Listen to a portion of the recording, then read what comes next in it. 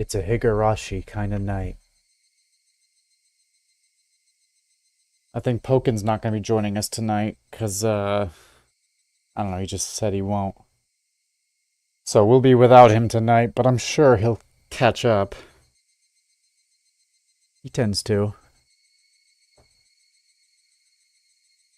I don't even remember what happened last time. Oh yeah, Rena was fucking crying outside our house. Wasn't that where we left off? That was fun. That's not the point today.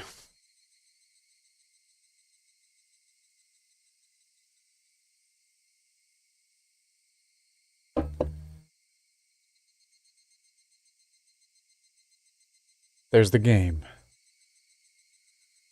And here is my face cam. Yay! I just love this flannel laying around. I think I wore this last Higurashi stream. I just kind of keep a flannel around. Keep me warm. Basically like a jacket sometimes. I was gonna go out today, but then it was rainy and also hot. So it was hot and rainy, and so I didn't feel like it. Let's have some fun tonight. We're gonna try. I'm not confident that we're gonna get any fun tonight, but like, well, I should hide my mouse from the capture, shouldn't I?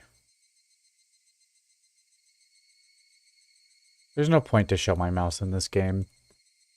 I've had it showing my mouse this entire time, and it probably just is kind of distracting, so I turned it off. I mean, we're already like, what is it, probably like the 7th stream? Feels like a... Oh well.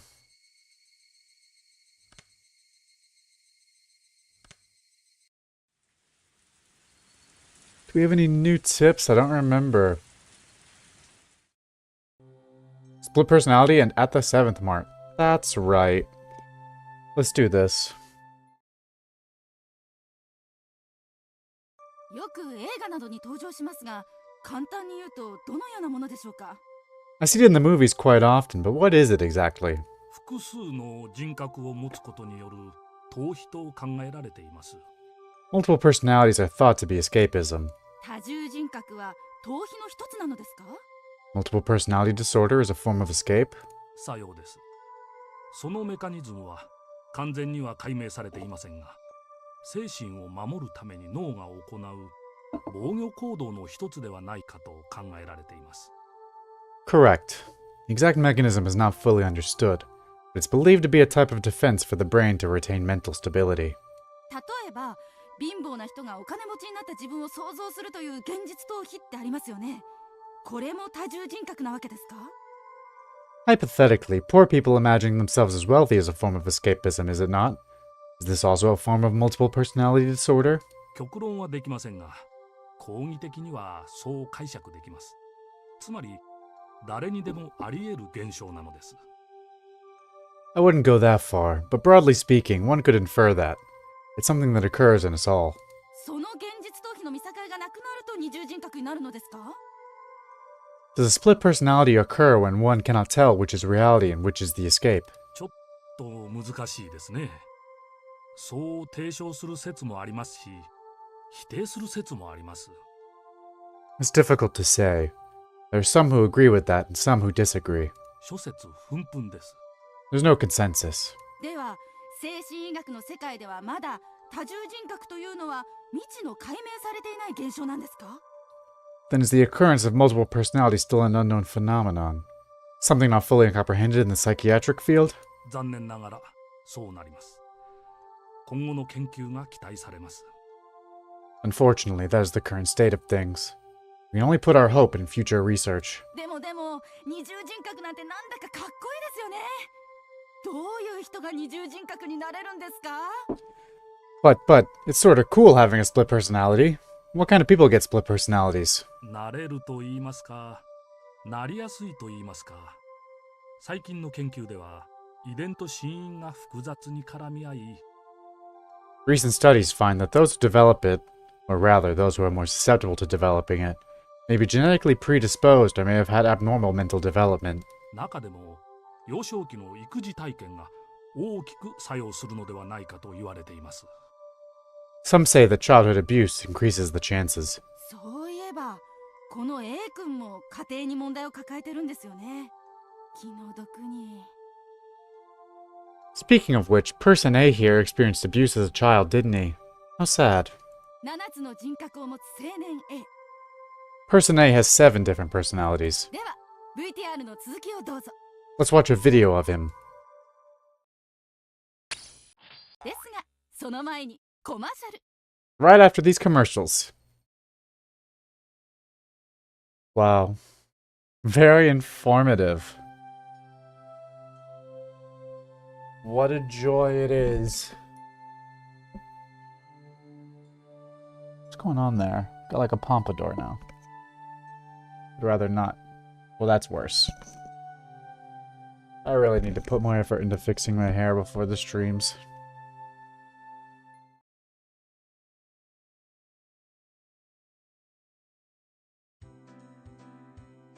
Seventh Mart was a bargain supermarket with food and alcohol. What's this, Keiichi? So many. There's no reason to get all the different kinds, is there? I flopped all the different colored cup noodle bowls into the cart. 最近のカップ麺は凝ってて種類も多いんだよ。どれも一通りは食ってみたいし。 Cup noodles have gotten so elaborate recently, and there are a bunch of different types. I want to try each of them at least once. I knew it was pretty selfish of me, but I thought I'd at least give it a try. Keiichi, buy them in the big case, it's cheaper. Dad faltered. Well, I had a feeling it'd end up like this. Now that Dad had thrown his hat into the ring, I'd have to compromise. それじゃあ一種類しか食えないよ。飽きちゃうって。 Then I only get to eat one kind, I'd get bored with it. I was resisting as a formality. I had already given up inside, wasn't sure which case of noodles to get. If you can't pick, then Mommy will pick for you. You don't have to rush me. I quickly searched the case of the noodles for what I wanted. Pork bone and ginger, large cup? Hey, Keiichi, can't you get a more normal one? If I let Mom pick, she'd err on the side of safety and get soy sauce or salt flavored. So when I plonked a large box of pork bone flavor in the shopping cart, Mom looked back at me with an expression as if to say, "These ones?" To show her this was my last compromise, I began explaining the choice. 豚骨はうまいんだよ。大盛りだけど大味ってわけじゃないし。 Pork bone is good. You get a large serving, but the flavor isn't too strong. I remembered insisting that the noodles I picked were the right kind.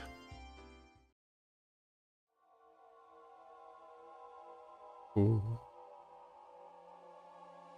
In this frozen memory and time, this encapsulated world, I didn't have the power to look around my surroundings. So, I did what I could and reached out with my hearing and vision, sharpening my senses to find the presence I overlooked. No matter how much I searched through my field of vision, I couldn't see Rena. I rewound the situation, searching. Of course, I couldn't find her. Then, was she spying at me from my blind spot? I go through the sound and presences again, looking. I could sense the other customers. They were all mixed about, moving as they please. There was nobody looking over this way, and no one trying to get behind me. Not here. Couldn't be here. Probably wasn't here. I would definitely notice if someone was right behind me, even when I wasn't on my guard. I smiled wryly at the thought of using a vague word like probably right before contradicting it with definitely. Then, I paused my mental replay as a chill ran down my spine. There was definitely a presence like a shadow behind me. That was a terror unlike any other. If a presence really had manifested behind me, I would definitely have turned around to check for it. The world had moved on, and there was no way for me to turn around. While carrying that frightening shadow on my back, I was gleefully running around the store searching for a case of noodles. running through the instant noodle section, bad-mouthing my mom. But there was that presence constantly in my back, sticking to me like a shadow. No way to see what it was. Realizing it now after the fact was horrifying and repulsive. In that moment, I was running around gleefully, carrying that cardboard box. Tip-tap. But listening to that moment again, I could hear footsteps other than mine going pit-pat with every step. Tip-tap, tip-tap, tip-tap. Pit-pat, pit-pat, pit-pat. Tip-tap, tip-tap. Pit-pat, pit-pat. Tip-tap, tip-tap. Pit-pat, pit-pat. While I was running, the sound of those barefoot footsteps going pit-pat were right behind me. Me running around gleefully in that closed-off moment in time. But I didn't hear it. No, I heard it. That's why I remembered it. I didn't think I'd heard anything. That's why I didn't turn around. That's why I didn't turn around. In that moment, the pit-pat of those footsteps were following me the entire time. I couldn't run faster and escape. I couldn't run any faster than I had ran at that time. I couldn't turn around. I hadn't turned around before, not once. Then I returned to my parents and started talking. The shadow-like presence was right at my back. Since I didn't move, the shadow didn't move. That's why I made no sound. That was all. At that time, I hadn't taken a single step while talking with my parents. I was just standing there. This was undeniable. And yet, I heard it. Pit-pat. Shouldn't be. If I took 3 steps, it followed 3 steps. Wasn't that the rule? There was no sound other than that. At that time, the entire world had gone dark. Sudden darkness. It was the end of my reflective journey. I was tired. I wanted to end it. Someone turned on the light. Except my body couldn't move. As if I was sewn into that moment in time. Pit-pat. My past self's hair stood on end. It's impossible. Now that's just breaking the rules. I haven't moved. So you shouldn't be moving either. I couldn't move. So you shouldn't be able to move either. Follow the rules. Pit-pat. Yet that sound echoed in the darkness once again. The hair on the back of my neck pricked up on end. It was so close that it was hard to tell whether it was touching the hair or not. Why couldn't I move? How the presence was moving behind me. I quickly realized I could move. It's just that I was scared and didn't want to. But now was the only time I could turn around. There was something unforgivable in this moment in time. But I needed to turn around immediately. As if my entire being was trying to force me to stop, it began to administer a pain like a needle being stuck into my every pore. I'll turn around. Turn around. I'm not scared at all. I'll turn around. I'll turn around. I'm not scared at all. A scream I was unable to vocalize. I turned around. At first, I couldn't understand the meaning of it. What? What is this? Just as a person's mouth might bite into an apple, slurp the juices, and finally discover that it was an apple, my mind began to process the scene before my eyes by eating the apple. Munch, munch, chew, chew. Slurp the juices and discover the apple. Meaning, what was in front of me was...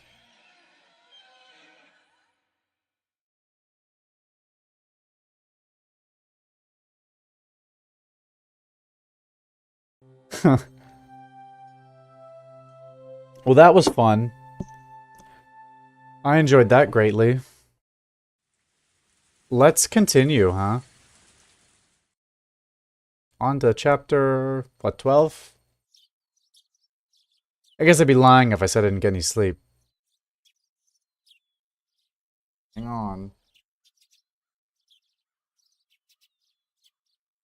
Well. Well.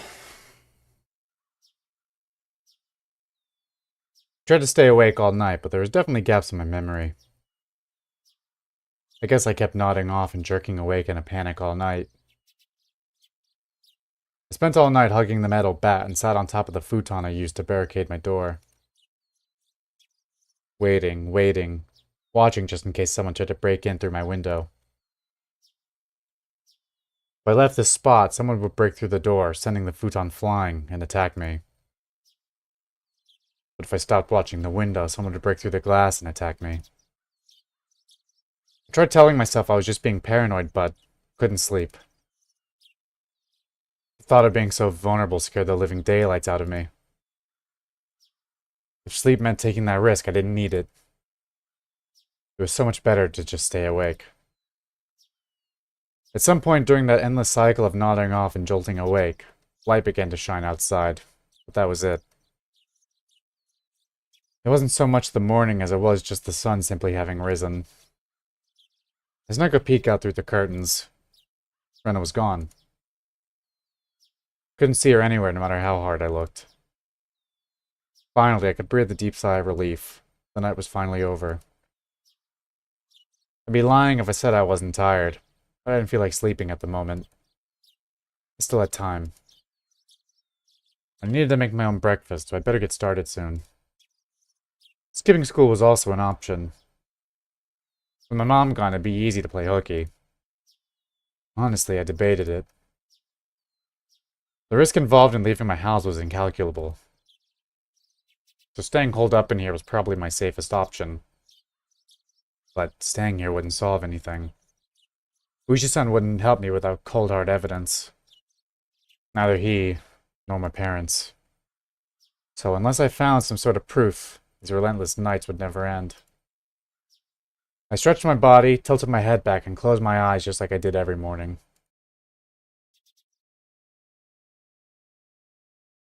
I regulated my breathing, and regained my senses. Calm down, Keiichi Maibara. Let's go to school. Let's wait until they set their trap for me. But that didn't mean I was just going to twiddle my thumbs. I needed to avoid that trap and secure irrefutable evidence. Take note of the plates of any car that drives by. If I see someone suspicious, check their clothes and face. I wasn't just protecting myself, I was preparing myself to turn their attack against them and retaliate. The tension was similar to when two samurai were both aiming to slay each other with a single motion as they drew their katanas. I was not at a disadvantage. I would have a chance to retaliate. I finally felt a bit of courage growing in my chest. All right, let's go to school. I tightened my grip on Satoshi's bat. He was the only partner I could count on. Satoshi, please lend me your strength. And trust your dying regrets to me, since you were probably murdered. I'll make sure I dispel them. With renewed resolve, I checked the clock. It was still early. Of course, I was going to school by myself today. If I didn't want to run into Rena or Mion, I needed to leave now.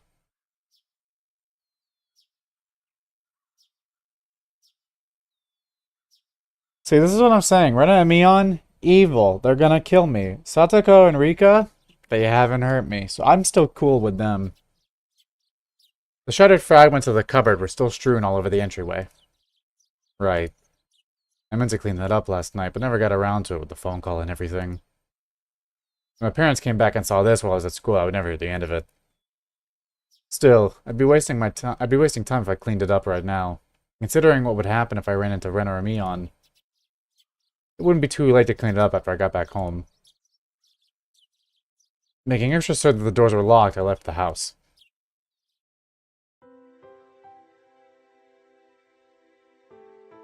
The uniform was still covered in mud from yesterday, so I left it in the washer. Today I was going to school in a tracksuit. By wearing a different outfit this morning, my mind was forced to accept that today was different from yesterday. I had a hunch. Today might be the day I get killed. Keep your guard up, Keiichi Maibara. The only one who gets to decide if today's my last is me. So true, buddy. We're gonna die.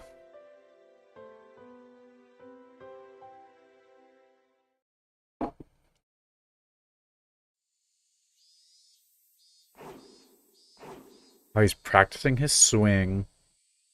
I spent the morning practicing my swing like it was my natural routine. After a while, Rena arrived at school. Our eyes met, but we said nothing. Rena said nothing about last night, as if it never happened. I could see that those events were real by the wounds carved into her fingers. I just heard her telling Satoko and the others that the bandages were from hurting herself in the kitchen. Though it wasn't like it bothered me. The details that Uishi-san shared about Rena's incident before her transfer played vividly in my mind. Now that I knew about it, I couldn't even dream of Rena as a cute, ideal girl. Hi.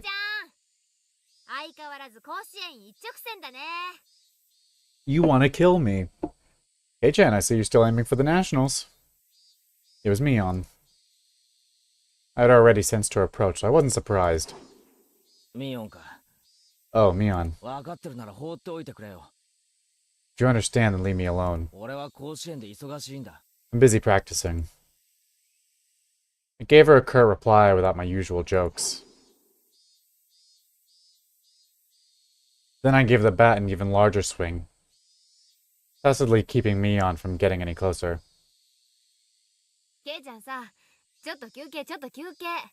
Hey, Kei-chan, take it easy. I think Mion got the message, but she still urged me to give it a rest. Homeroom's not that far off, is it? Just let me finish practicing. I swung the bat even harder as a sign of my refusal. Kei-chan, when did you get into baseball? Just recently. Recently? You mean yesterday? Don't ask if you already know. Oh dear. That's a very unsportsmanlike reply. You're distracting me. Go away. I ignored Mion and kept swinging.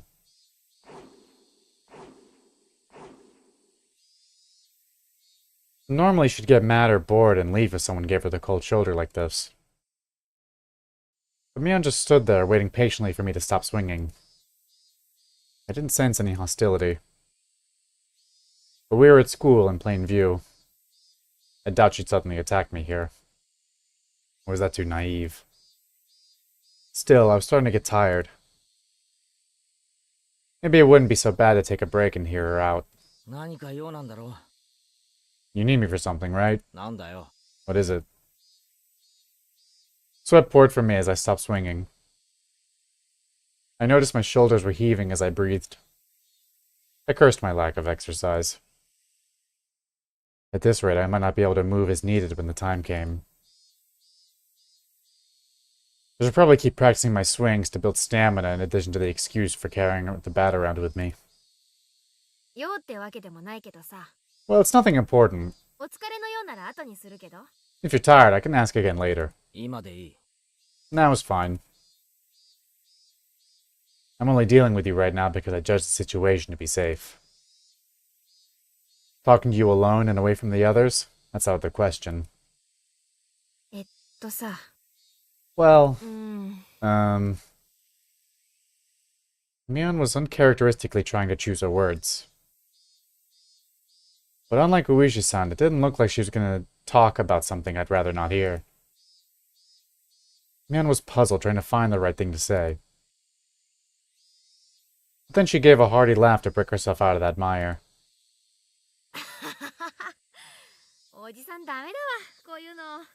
This old man's just no good at this stuff. Having a poor vocabulary hurts. What's this all of a sudden? You have something to say, just say it. Stop it. Stop that swinging. She got straight to the point. Her request was so frank I didn't understand it for a moment. I already stopped swinging to listen to her, hadn't I? ちゃんとやめてるだろ。 I just stopped, didn't I? じゃなくて That's not what I meant. 今日で終わりにしてほしいの。 I want today to be the last day you swing that bat. 悪いけど I'm sorry. It took me some time to understand what she was asking for. What's wrong with swinging a bat? なんでだよ。 Why? 余計なお世話だよ。 None of your business, is it? 別に誰にも迷惑かけてないだろ。 I'm not bothering anyone, am I? かけてる。 You are. Mion said it flat out. This didn't make any sense, and that was really irritating. 俺がいつ誰に迷惑をかけたよ。 When did I bother anybody? と Mion was at a loss for words. But she finally made up her mind and spoke.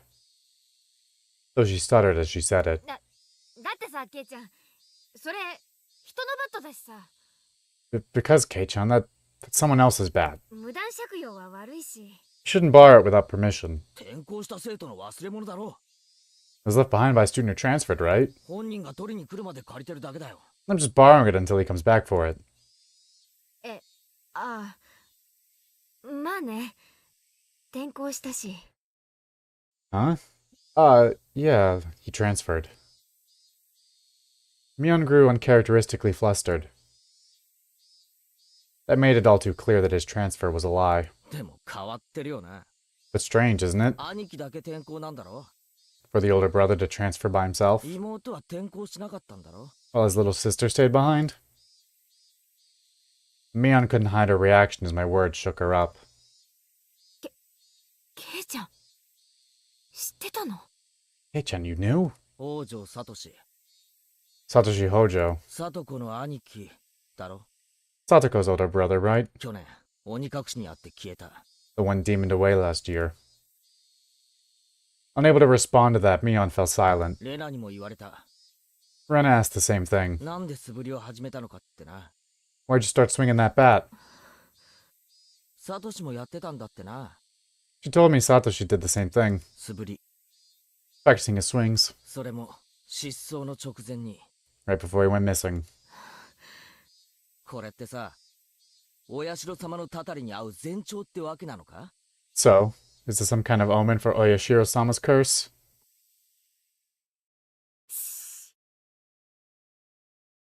Mion panicked and looked around. 頼むよ、ケイちゃん。お社様の話はうかつにしないでよ。 Please, Kei-chan, don't mention Oyashiro-sama so recklessly. 私はそんなに信じてないからいいけどさ。他のみんなはすごく信じてる。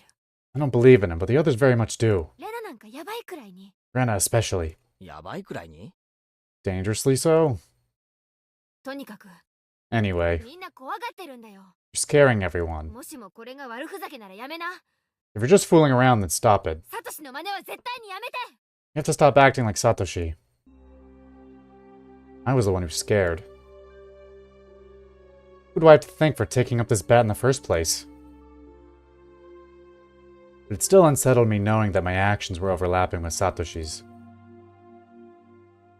It would be one thing if someone suggested it, but I thought I was making my own decisions. 先に言っとく。 I'll say this now. 俺はサトシのことは何も知らない。 I don't know anything about Satoshi. みんなが隠してたからな。 After all, you didn't tell me anything about him. 隠してたってわけじゃ。 We didn't mean to hide it. 毎年起こる事件のこと隠してたろ。 Confrontation. He's finally like, this is the first time he's actually confronted one of them about all of this, right?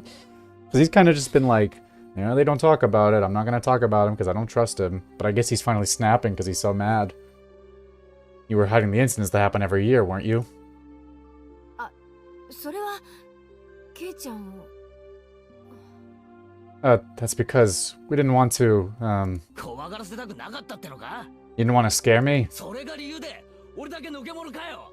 That's your reason for leaving me out? いや、そんなつもりじゃ。 No, we didn't mean to. ミオンに直にダム現場で事件がなかったかって聞いたよな。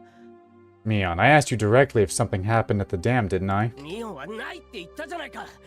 And you told me nothing happened. バラバラ殺人があったのによ。 And someone was dismembered and murdered. 嘘つき野郎。 You lied to me. ごめん。嘘ってわけじゃ。I'm sorry. I didn't mean to lie to you. 仲間ってのは隠し事なんかなしだろ Friends don't hide things from each other, right? そうだろ Isn't that right? じゃあお前らは仲間じゃない And you all aren't my friends. ケイちゃん、そんなのって。 Hey, Chun, Mion looked helpless and flustered. Was I imagining the tears in her eyes? Never could have imagined Mion acting like this. ああ、それに先日の見舞いのおはぎあれうまかったぜ血が出るかと思った Oh, by the way, those Garewell mochi you brought the other day? They were good. I thought I was gonna bleed. やったのはどっちだ Who did it? お前か You? レナか Or Rena? 私、 Me. She admitted it so easily. Couldn't help but be surprised at how easy that was. 死ぬかもしれなかったんだぞ Could have killed me. 仲間にあんな真似をするのかよ How could you do that to a friend? そんな。ちょっとしたいたずらじゃん。 But it was just a little prank. Mion gave me a wry smile mixed with confusion, causing even more anger to well up inside me. あれがいたずらで済むかよ Think that was a prank? I grabbed Mion by the collar and lifted her up. That wasn't the same as putting Tabasco sauce in a piece of mochi. It was a needle, a sewing needle. I had swallowed that and it lodged in my throat. What did she think would happen? Mion's face froze as her body rattled in fear. This wasn't the Mion Sonozaki I knew anymore. とにかく Anyways, お前は仲間じゃない you're not my friend. 仲間じゃない奴の指図は受ける言われはない There's no reason for me to listen to someone who's not my friend. 俺のことは当分放っておいてもらうぜ So just leave me alone for a while. いいな Got it? Mion wasn't replying anymore. 俺を消そうとしても簡単にはいかないからな It won't be that easy to erase me, you know. お前らは最初から警察に疑われてんだ The cops have been on to you from the start. サトシを消せたように簡単に消せると思うなよ So don't think you can make me disappear like you did Satoshi.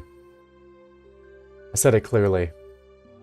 This was my declaration of war. 俺も過去の事件はお前らが怪しいと思ってる I think you guys are suspects in the previous incidents too. ダムの反対運動の時からお前が警察の世話になってたこともよく知ってる I also know you've spent a lot of time with the cops ever since the anti-dam movement. 隠しきれてると思うなよいいな Don't think you can hide it from me, got that?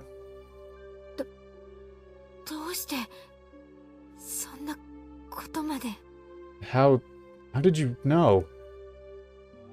Mion stood there with a dumbstruck look on her face.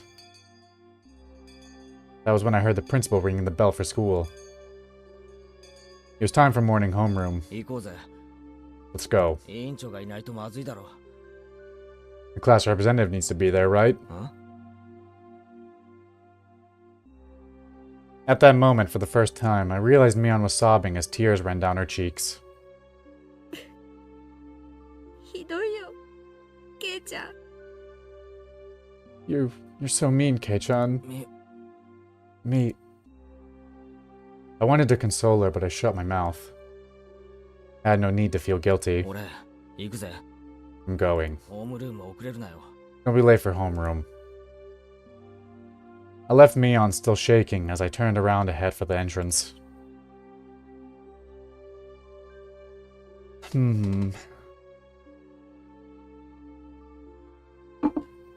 I had no idea how troubling it was to make a girl cry. Behind my back, I could hear her muttering. It was a faint mutter as she was speaking to herself. そっか。 So that's how it is. Eh? Huh? She wasn't saying it to anyone. It was Mion talking to herself. But it was a sobbing voice that had a kind of giddy cursing tone. I inadvertently stopped and turned back towards her. ケイちゃんに全部バラしたの。あの野郎か。 So was that bastard. He leaked it all to Kei-chan. She balled up her fists as her tears continued to rain down. She glared at a spot at the ground with a terrifying yet smiling face, cursing. Oh, hey, Kenan. Welcome to the stream. Great time to join. A chill ran down my spine from that demonic expression. This transformation, Mion's transformation, was different from Rena's. あの時殺しとくんだったな。 I should have killed him back then. 今年で定年だからって容赦してやった恩も忘れやがって。 He forgot the mercy I showed him just because he was going to retire this year. Retiring this year. Is she talking about Oishi-san? ちくしょう。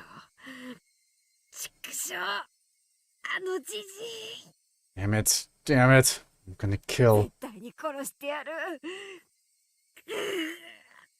Damn old man. I'm probably gonna need that CG for the thumbnail. Felt like the air itself had begun distorting. With Mion at the center, the world had begun to twist and spiral. Bending. Whirling. This was the first time I'd experienced such a visage.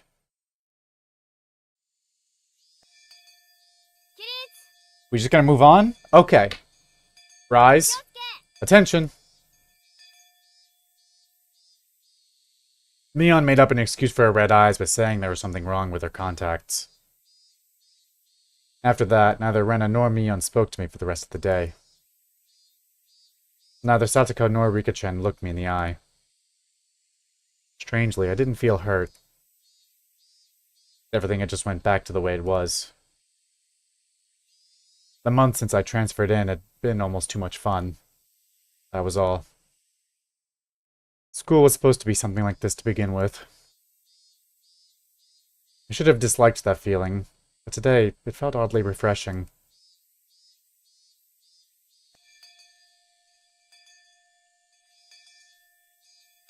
The bell rung, sounding the end of the monotonous school day, which had felt so tense yet so dull.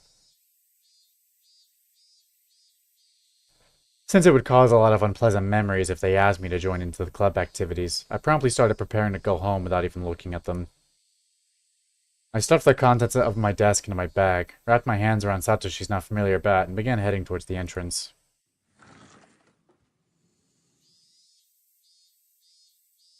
I was assailed by both the exhausting relief that nothing had happened today and the tiring possibility of the same thing repeating tomorrow. But deep down inside me, far beneath, in the recesses of my heart, achingly I knew this would be the last day of this cycle. I couldn't tell how the ending would be. Whether it would end as I wished it to end, or if it would end as I hoped it wouldn't. Regardless, in my current state, there was something more important than how things would end. There was something I wanted to know. Why did I have to be killed? How did it come to this? Why? What purpose?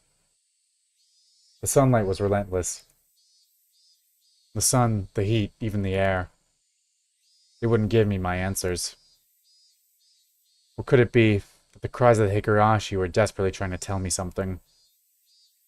Somewhere, mixed in with their shrieks, Tomitake-san and Satoshi were also probably trying to tell me something. I simply haven't been able to realize it yet. When I do realize it, I wonder if I will be amongst the Higurashi fruitlessly crying to the next victim. Glancing down at my feet, I saw a Higurashi on its back, spasming weakly. There was still much of the summer left, yet this one was already chirping its last song. Couldn't tell what it was saying, no matter how hard I listened. But I had to try. I had to try to listen to what it was desperately trying to tell me.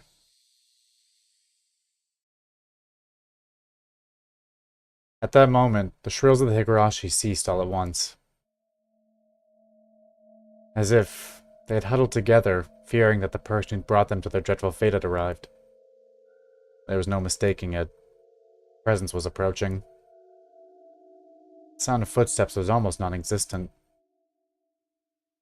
If the Higurashi hadn't warned me by ending their chirping, I wouldn't have noticed.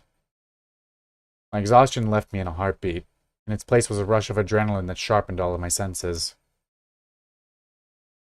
I was just barely able to hold back that creeping, suffocating feeling of horror. It wasn't something I could hold back for long. But in this moment, When I needed to be razor sharp, I was able to retain my composure. I wasn't going to shout like I did yesterday. I hid myself calmly amongst the trees, waiting for my pursuer's shadow. Did I get them to pass by me? No. Since I was able to hear their footsteps, they were probably also able to hear mine. They might have already been able to tell that I'd hidden myself and was holding my breath. The person tailing me. Was it Rena, just like yesterday? If it was Rena, I wouldn't hold back. I could just yell at her and make her go ahead like yesterday. If it wasn't Rena, it would depend on how they acted, I guess. The footsteps ambled closer. I swallowed, wiped my clammy hands on my pants, and readjusted the grip on my bat. I could tell that the fear that I had beaten back once was now waiting for another opening to come at me. Who could it be? I peeked out from behind the trees at the person following me. Oh, we've seen that before. My imagination hadn't led me astray. It was Rena. There was a bit of relief as I realized it was someone I knew, but that feeling left me in an instant. This wasn't the same Rena that I knew. Her eyes were dark and lifeless. But her mouth appeared as if it was carved into a crescent. Yes, it looked like she was grinning slightly. And in her right hand was a hatchet.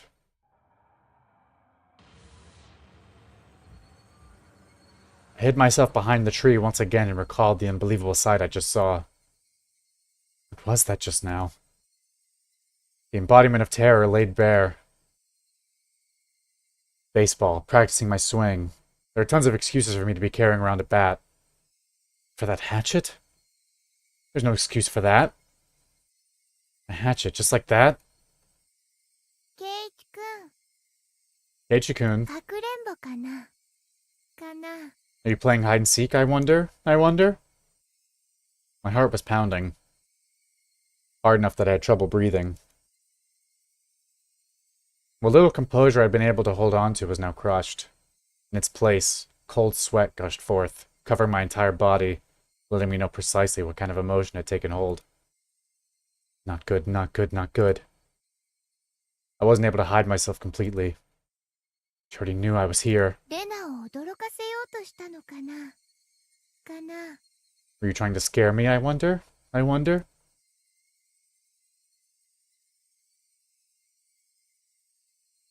I decided that it would be better to reveal myself now, since there was still space between us, than to allow Rena to come any closer. I adjusted my grip on the bat again, readied myself mentally, and stepped out from behind the tree. This is not good. I found you, Keiichi-kun. Rena was pleased that she found me, eliciting a mysterious giggle. Her mouth was smiling, but her eyes told me that she was displeased by the fact that I had been hiding. Those eyes were just so empty. My legs began to quiver. Not good. In the pit of my stomach, some sort of viscous hot and cold substance began spreading around.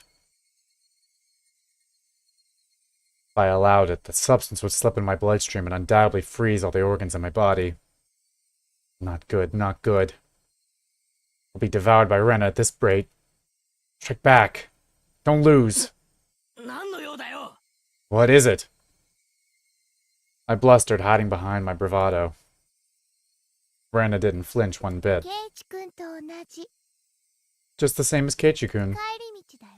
I'm heading home. What about that hatchet? And what about that bat you're holding? I'm practicing my swing. And I'm treasure hunting. Rena gave a flippant explanation as to why she had such a fearsome weapon. You're treasure hunting?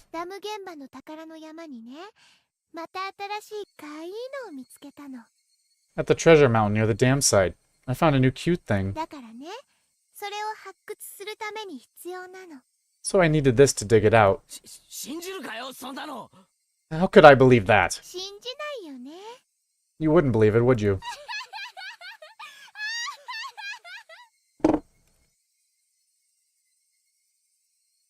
I can't tell.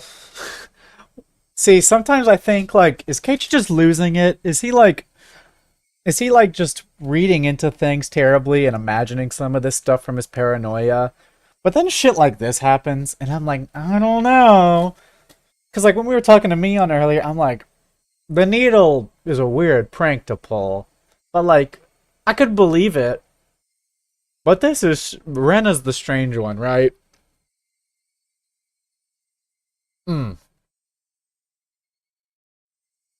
I'd seen Rena's transformation many times before. Also, the fact that they know way too much stuff about me, and they're like, haha, I was following you.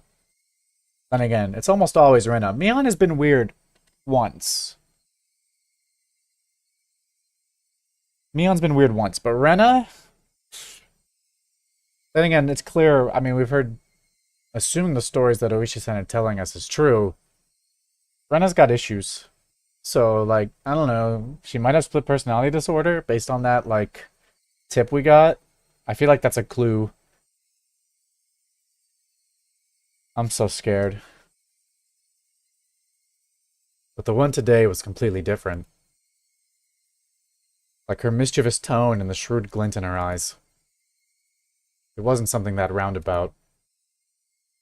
I'm not sure what to say, it was just so obvious. 待ってよ、ケイチくん。 Wait, Kichi-kun. See, that's creepy! That's creepy! Rena didn't stop walking, even as she let out that eerie laugh.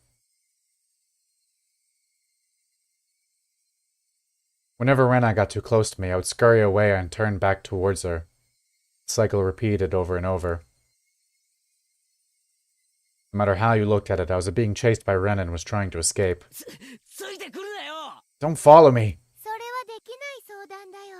I can't do that. レナの家もこっちだもん。 My house is this way, after all.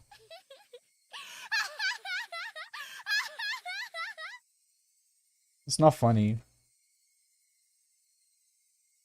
When I met with Rena on this road yesterday, she cowered and trembled as she followed my commands. But today was different. Rena didn't show a hint of trepidation. Actually, wasn't I the one who was cowering? If the way home for Rena and me was the same, that's fine. I just changed my route. That'd work out, wouldn't it?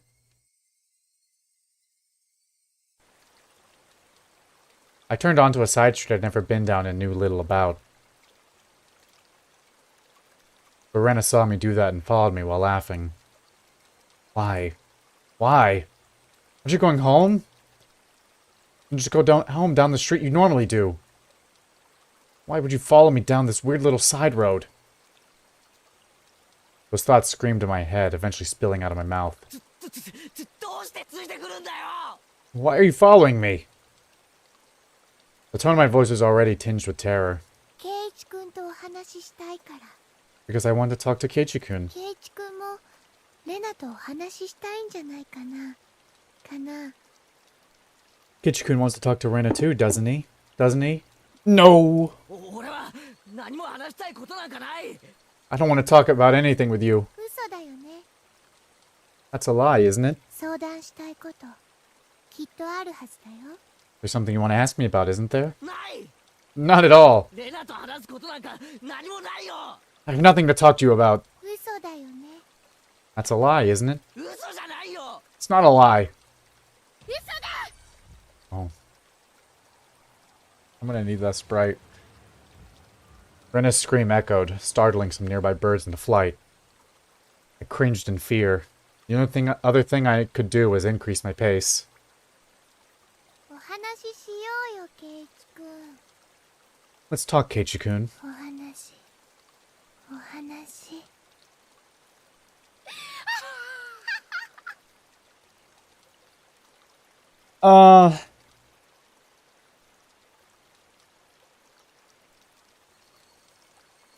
I don't want to play anymore. Why was I running down this unfamiliar and deserted street? ケイチくんには悩んでることがあるんじゃないかな。Doesn't Keiichi-kun have something he's worried about? ないよ Nothing at all. 何も悩んでない I'm not worried about anything.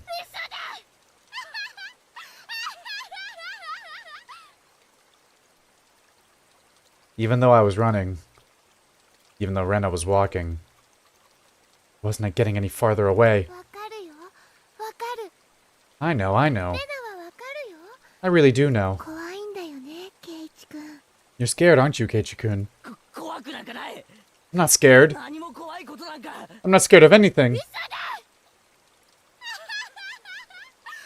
She loves saying that. That's her catchphrase.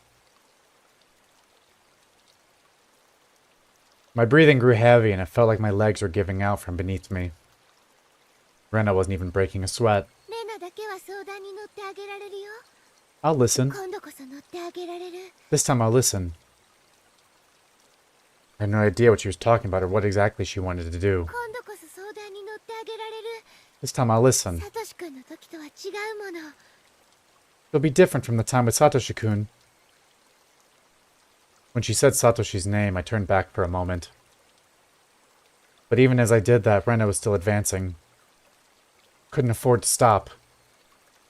サトシくんも悩んでた Satoshi-kun was worried too. 辛そうだった It looked like he was having such a hard time. でもレナは相談に乗ってあげられなかった But I didn't listen. とても悲しかった I was so sad. Where did this street connect to? All these twists and turns, ups and downs. It's hard to believe that this was even remotely in the direction towards my house. My sense of direction had long since gone out the window. サトシくんが転校しちゃった時ね本当に後悔したんだよ Oh, I really regretted it when Satoshi-kun transferred out. レナが相談に乗ってあげればサトシくんは転校せずに済んだかもしれないって I thought that if I had listened, he may not have transferred out. すごく後悔した I really regretted that. The road led me deeper into the forest. I'm gonna die. Wasn't I getting farther away from the village the more I ran? I lost more and more of my composure the more I thought about it. But despite this realization, my inner self was still disturbingly calm. だからね誓ったの So you see, I vowed. もしもサトシくんみたいに苦しんでる人にもう一度会えたならレナが助けてあげようってもう人が転校するところは見たくないな I vowed that if there was someone struggling like Satoshi-kun did, I'd save them. I don't want to see anyone transfer out again. Damn it. What does transfer even mean? I won't let you transfer me. I won't end up the same as Satoshi. さあケイイチくんレナに話して Come on, Keiichi-kun, talk to me. レナはきっとケイイチくんを理解してあげられるよ I'll be able to understand you, Keiichi-kun. レナだけはケイイチくんの味方 I'm your ally. I started wheezing out of breath. My lungs were so hot that they felt like they were going to explode, and my heart was beating as fast as as hard as it possibly could. Should have practiced running instead of my swing. I couldn't even afford to scoff at that stupid thought. 悩みがなくなればきっとケイイチくんも元通り If Keiichi-kun doesn't have anything to worry about, it'll go back to normal. みんなとも仲良しに戻れてまた楽しく部活ができるよ Everyone will be back to being friends and we can enjoy club activities again. 今度は一緒に組んでみーちゃんをやっつけようね Next time we'll team up and beat Mi-chan. Yeah, how much fun that would be. Reno couldn't even imagine how much I'd wished I could turn back the clock on these past few days. レナともきっと仲良しに戻れるよ You could be nice to me again too. また一緒に宝探しに行きたいね I want to go searching for treasure again. 今度はお弁当も作っていくよ This time I'll prepare a nice lunch. なんなら今から宝探しでもいいよ Actually, we could just go right now. 行こうよ一緒にダム現場 Let's go up to the dam site together. 見つけたばかりの可愛いのケイイチくんにも見せてあげるね I'll show you the cute thing I just found. きっとケイイチくんも気に入るよ I'm sure you'll like it too. My footsteps made pathetic flapping sounds as my legs wobbled and faltered. Hot on my heels, Rena's steps were sharply breaking twigs underfoot. I had to accept it. I was on the run, being chased by Rena. If she caught me, it was all over. I realized it instinctively. I couldn't even begin to think of what the end would entail. Just that if I was caught, it was all over. That's all I knew. It didn't matter how it was going to end. Wouldn't let it end. Not without knowing anything. Not yet. That momentary lapse was all it took. Of all the things that could have happened, my knees buckled underneath me and I crumbled towards the ground. I tried to stand frantically, urging my legs to respond. I used my bat as a makeshift cane to prop myself up, but Rena was already standing right in front of me.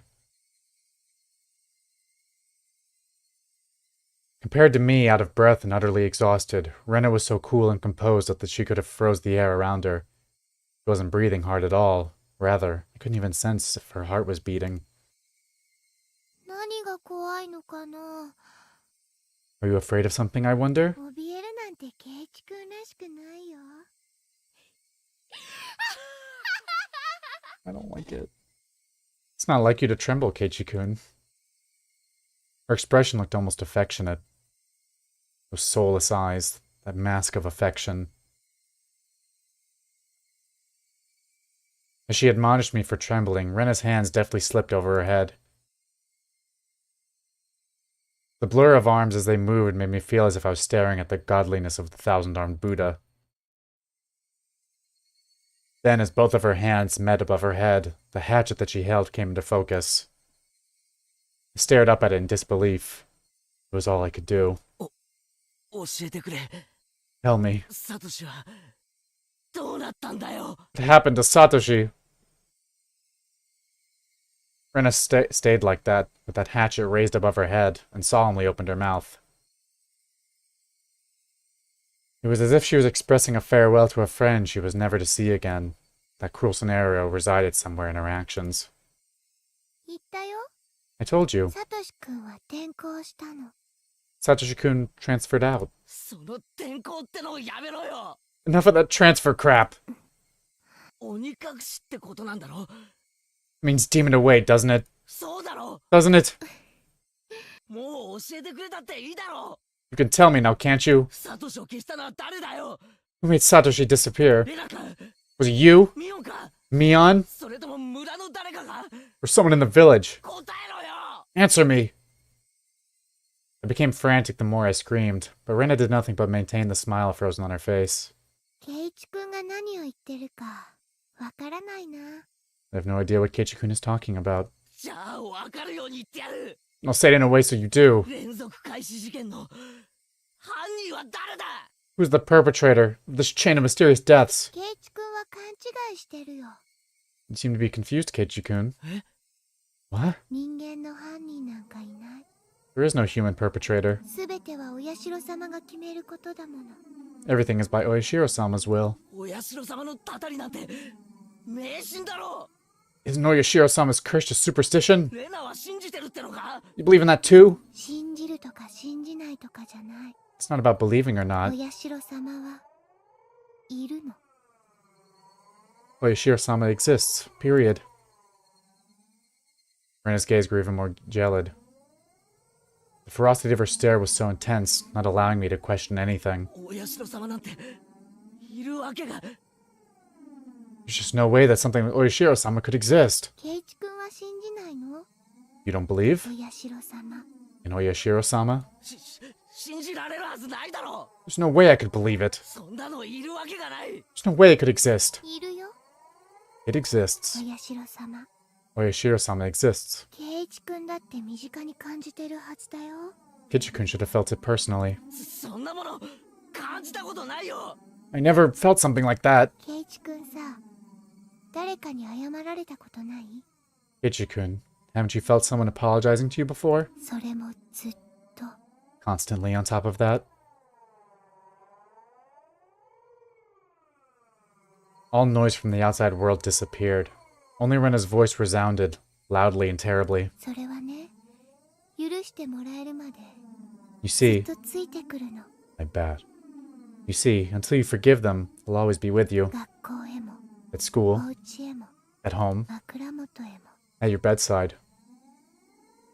Couldn't understand what Rena was saying. レナのところへも来たんだよ Came to me too. お社様 Oyashiro-sama did. だからレナは転校してひなみ沢に帰ってきたの That's why I transferred and came back to Himizawa. I don't understand. I don't understand. What does transfer even mean? What was Rena saying? 圭一くんのところにもお社様来てるんじゃない Hasn't Oyashiro-sama come to you as well, Keisha-kun? きっと相談に乗れるのは私だけ I'm probably the only one you can confide in. 圭一くんを転校なんかさせないから I won't let you transfer out, okay?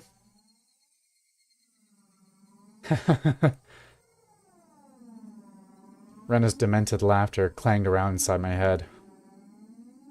Was Rena saying Oishiro-sama came to her as well? That's right. Last night I heard about that when I asked about Rena. 他言無用でお願いします。 Please keep this confidential. また内容には一部憶測も含まれているかもしれません。 Also, part of this may be speculation. すべてが真実ではないかもしれないということです。 Not all of it may be true. よろしいですね。 Are you still interested? Uichi-san began speaking. 被害者も学校も告訴していないので、調書がないのです。 Neither the victims nor the school filed a complaint, so there's no preliminary report. つまり、警察が関与してないわけなんですよ。 Basically, the police hadn't intervened in this matter. ですから、詳細は関係者からの聞き取りのみなのです。 So all of these details are just what I heard from those involved. つまり、信憑性が高くない。 Meaning it's not that credible. I hope Satoko and Rika are having a nice day. I hope so too. I want to see them again. I miss them. Those are my friends. 被害者って言いましたか？ Mion, see, the one that's tripping me up so much is Mion, because Mion had that weird moment, and she did admit to putting a needle in my food. And she did also be like, I should have killed Uishi, but something's throwing me off about her. She's not nearly the same as Rena here. Rena's the fucked up one. You said there were victims? レナはガラスを割っただけじゃないんですか？ Didn't Rena just break all the windows? いえ、男子生徒が3人ほどリュウグウレナに殴られています。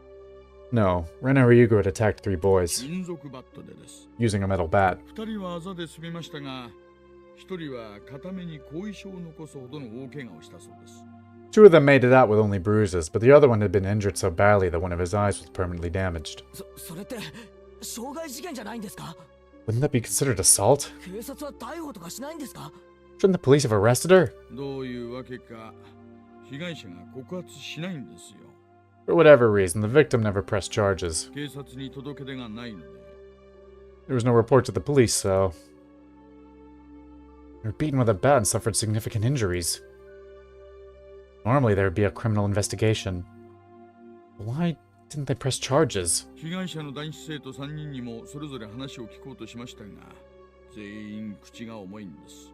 I tried asking the 3 male victims for their side of the story, but they all were reluctant. こう言ってはなんですが、怯えてるんですよ。 It's hard to say, but they were all afraid, 彼女が転校した今でも。 even after she had transferred schools. 大石さん、 Uishi-san, 話を最初から整理して話してくれませんか？ did you summarize it starting from the beginning? Rena hit people while she broke the windows? Or was it she started breaking the windows after she got bored of hitting people? They sounded similar, but the meanings were drastically different. 某月某日、 On an undisclosed date, リュウグウレナは親しい男子生徒3人と一緒にプール倉庫のあたりで話をしていました。 Rena Ryuga was conversing with 3 male students, close friends of hers, near the pool storage shed. その3人って何者ですか？ Who were those 3? 個人名は伏せますが、3人ともリュウグウレナととても親しい仲良しグループだったそうです。 I can't reveal their names, but they were close to Rena Ryuga, and it seems they were a group of friends. 彼女はこう言ってんだったんですな。 She was the lone girl in their group. So it wasn't that strange that the 4 of them were together. それでどうなったんです？ So what happened? 理由はわかりません。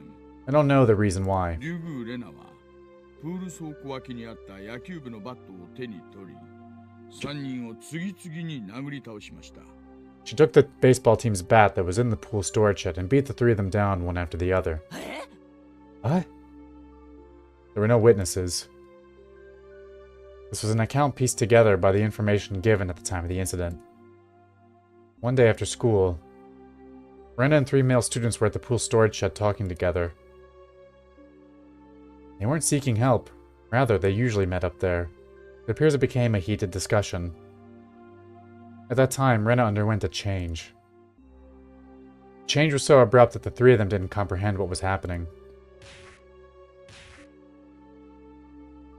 Then, taking the metal bat, she attacked her friends one after the other.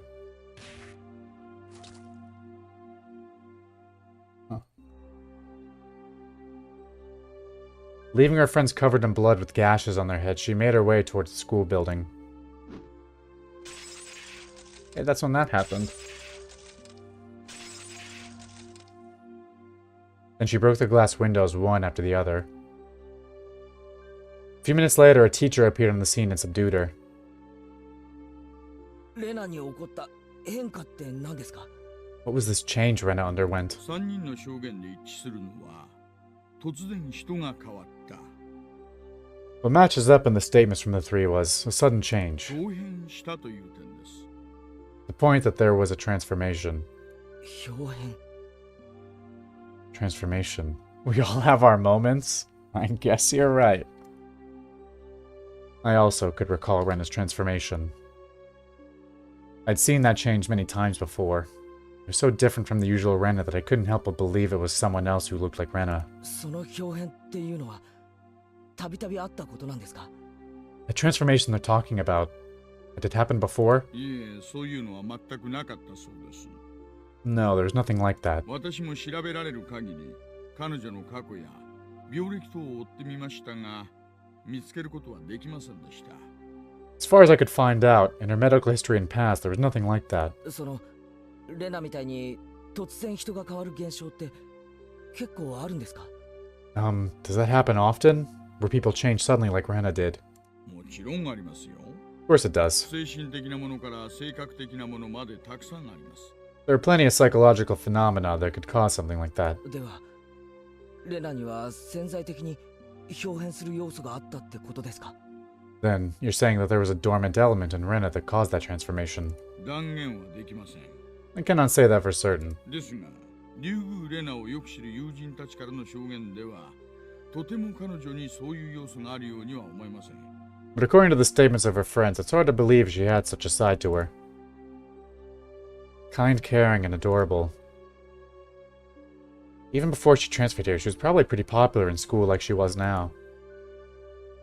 That girl transforming suddenly and assaulting them with a bat. Who could imagine such a thing? Nobody could have seen it coming.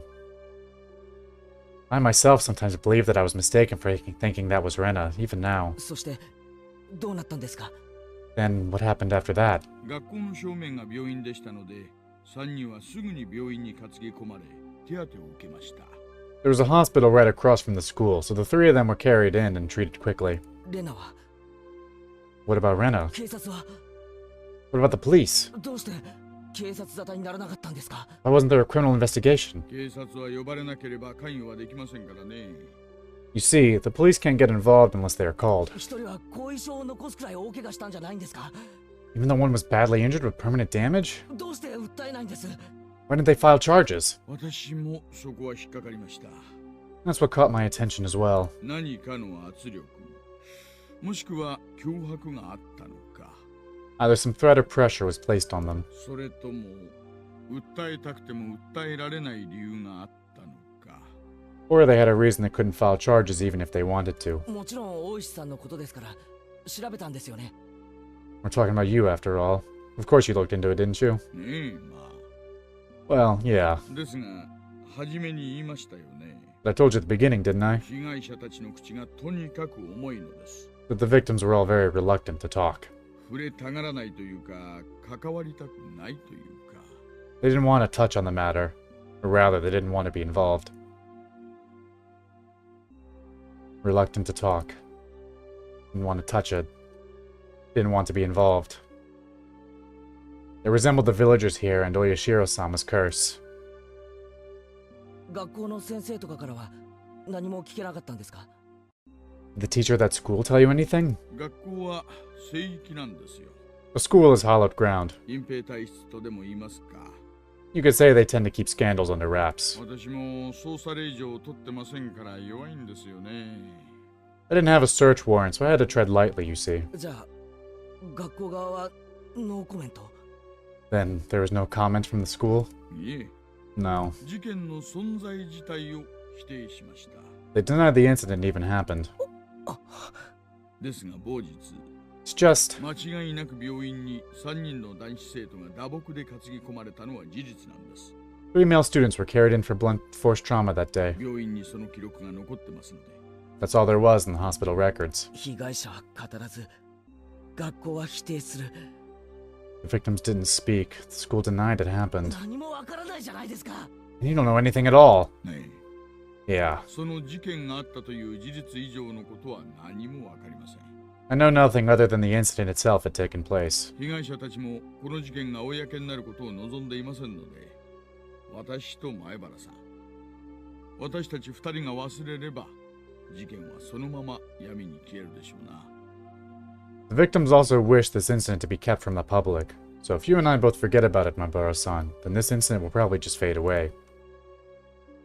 For a brief period, we sat in silence. At first glance, it looked like a simple assault case. But that was just the tip of the iceberg. The depths were obscured by roiling waves, sinking quietly into the void, as if it never existed to begin with. その後、学校を謹慎で休学します。 After that, she was suspended by the school. そしてその間、神経科医のカウンセリングを受けました。 During that time, she underwent psychiatric counseling. その医者からは何か聞けたんですか？ Did you hear anything from that doctor? これがまた、職業倫理のしっかりした尊敬すべき方でしてね。 Again, they were very professional in regard to their ethics. 口が硬いんですよ。もう、とにかく。 Or at least very tight-lipped. 警察手帳を見せてもダメなんですか？ Nothing even after you show them your badge? 書面で申請しろと言われました。 I was told to get a warrant. 手帳自体に法的拘束力は何もありませんからね。 The badge itself has no legally binding authority, after all. じゃあ大石さんはどうやってレナがお社様のことを告白したことを知ったんですか？ And how'd you know that Rena confessed that it was Oyashiro-sama who did it? 一部を聞いてた看護師さんがいましてね。 There was a nurse I asked in that department. この方は手帳を見せただけで協力してくださいました。 She agreed to help me just from showing her my badge. それでなんと？ Then what did she say? Turns out that the nurse hadn't heard everything. Apparently all that she remembered was... that she overheard from inside the room. 看護師さんが言うには、その時の竜宮レナはとても淡々としていて、落ち着いていたそうです。 The nurse said that at the time, Rena Ryugu was very calm and mild-mannered. It was more like she was confessing her sins at church than a counseling session. She spoke with her mother there for some of it, but partway through her mother was asked to leave, so it became a private counseling session between just the doctor and Rena for a while. 例のお社様の話はどこで出てきたんですか？ Part with Oyashiro-sama, when did that pop up? 途中です。 Partway through. その名前を突然叫んだのです。 She screamed the name suddenly. だから看護師さんもびっくりして聞き耳を立てたのです。 That startled the nurse, and that's why she started listening in. お社様です。 It was Oyashiro-sama! Rena suddenly shouted that. I had no idea what was said before that, so I had no idea what the meaning behind it could have been. The doctor, calmly and collectedly, asked Rena to have a seat. そのお社様というのは何ですか？ What is this Oyashiro-sama you speak of? Gently, ever so gently. Fundamental part of counseling is to be a good, patient listener. ひなみ沢を捨てた人は必ずお社様に追われるんです。 Whoever abandons Hinamizawa will be hunted down by Oyashiro-sama. そしてとうとう私のところにも来たんです。 And it's finally gotten to me. 竜宮さんが今のお家に引っ越される前に住んでいた町ですね。 That's the town you lived in before you moved here. Isn't that right, Ryugu-san? 私は引っ越したくなかったけど、お母さんとお父さんの都合で仕方なく引っ越しました。I didn't want to move, but because of my mom and dad's circumstances, we had to. お社様は許してくれなかったんです。 But Oyashiro-sama wouldn't allow it. ユグさんはきっとひなみ沢にもお友達がたくさんいたんでしょうね。 Yuga-san must have lots of friends in Hinamizawa. 今でも懐かしいんじゃないですか。 Even now, you must be missing them dearly, don't you think? 帰りたい。 I want to go back. 南沢に帰りたい。 Back to Hinamizawa. 帰りたいんじゃない。帰らなきゃいけない。 No, it's not that I want to go back. I have to go back. 本当はもっと早くに帰らなきゃいけなかった。 Should have gone back much sooner. でももうダメ。 But now it's too late. お社様が来てしまった。 Oyashiro-sama has come. お社様というのはそのひなみ沢の神様なんですね。 Oyashiro-sama is the name of the god in Hinamizawa, isn't that right? 誰でも知ってる南沢の守り神様なんです。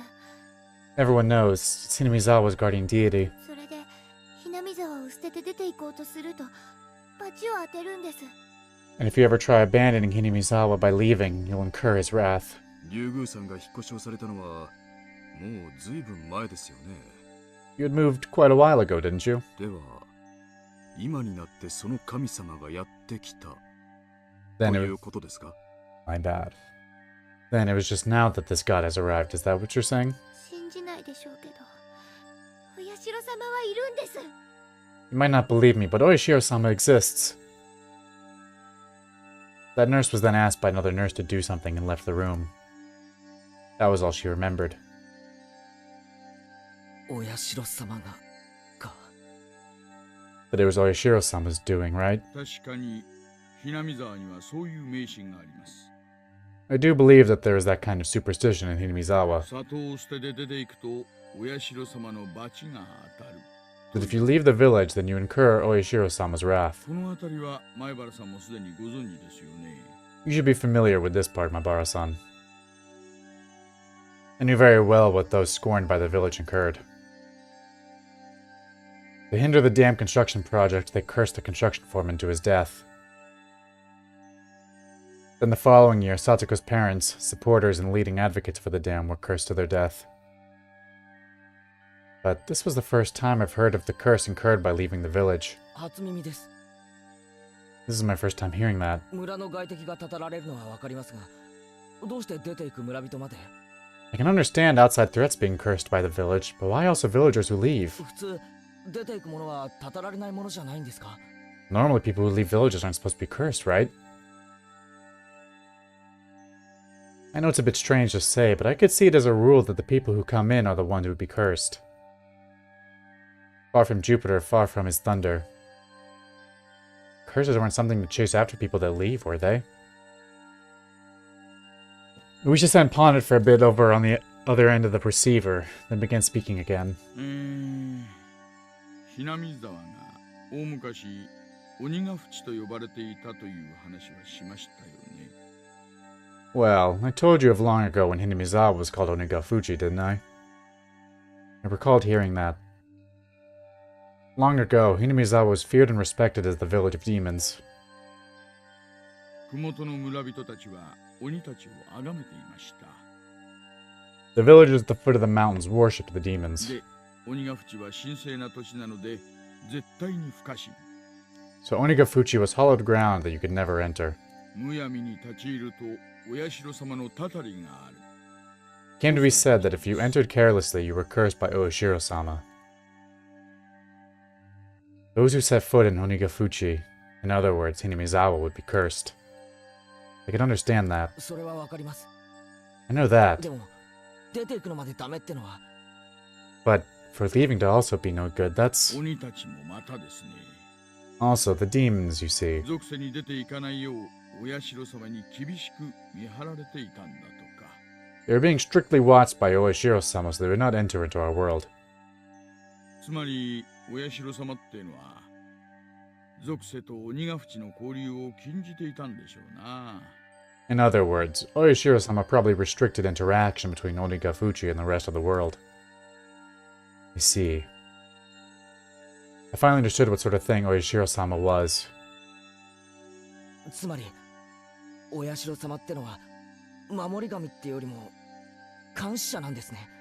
So basically, Oyashiro-sama is more like a warden than a protectorate deity, I guess. この地を外界から隔離しようとする。 Trying to keep this place isolated from the rest of the world. そんな感じになるんでしょうな。 I guess that's how it would seem. すみません。私も詳しくないんです。 I'm sorry, I don't know very much myself. この辺りはばあ様の受け売りでして。 This is mostly what was passed on to me from my mother. I could understand it a bit better if it was like that. Those who came to Hinamizawa would be cursed, and those who tried to leave would also be cursed. So, because Rena originally lived in Hinamizawa and moved away, she fulfilled the requirements for being cursed. つまりレナは望まない引っ越しをしたためお社様のたたりにあったとそう話しているわけですか。 So that means, because Rena moved away against its wishes, she was cursed by Oshiro-sama. Is that what it adds up to? 要約するとそういう意味なんでしょうな。 In short, that seems to be what it points to, I guess. 実際この後しばらくしてひなみ沢に引っ越していますから。 As a matter of fact, soon afterwards they did move back to Hinamizawa after all. Those who abandoned Hinamizawa and left were cursed.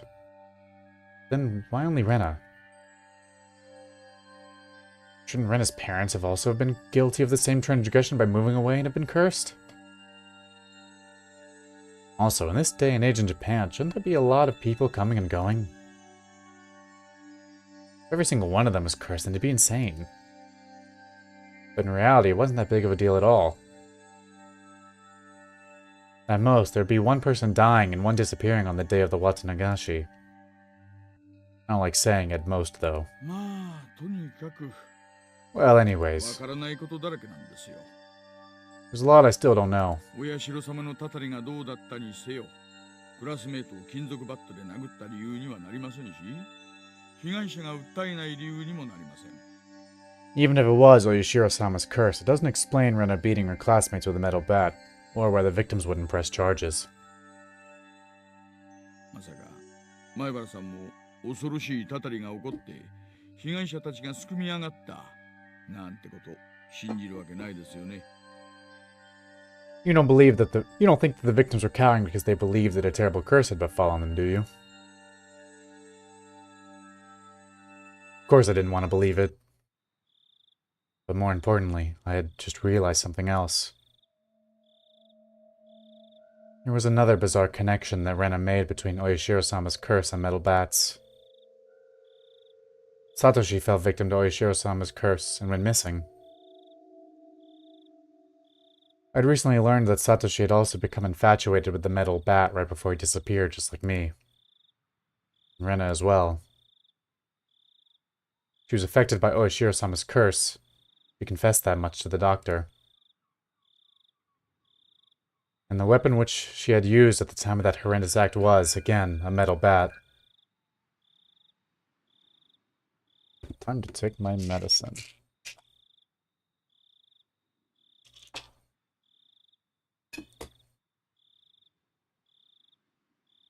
And finally, me.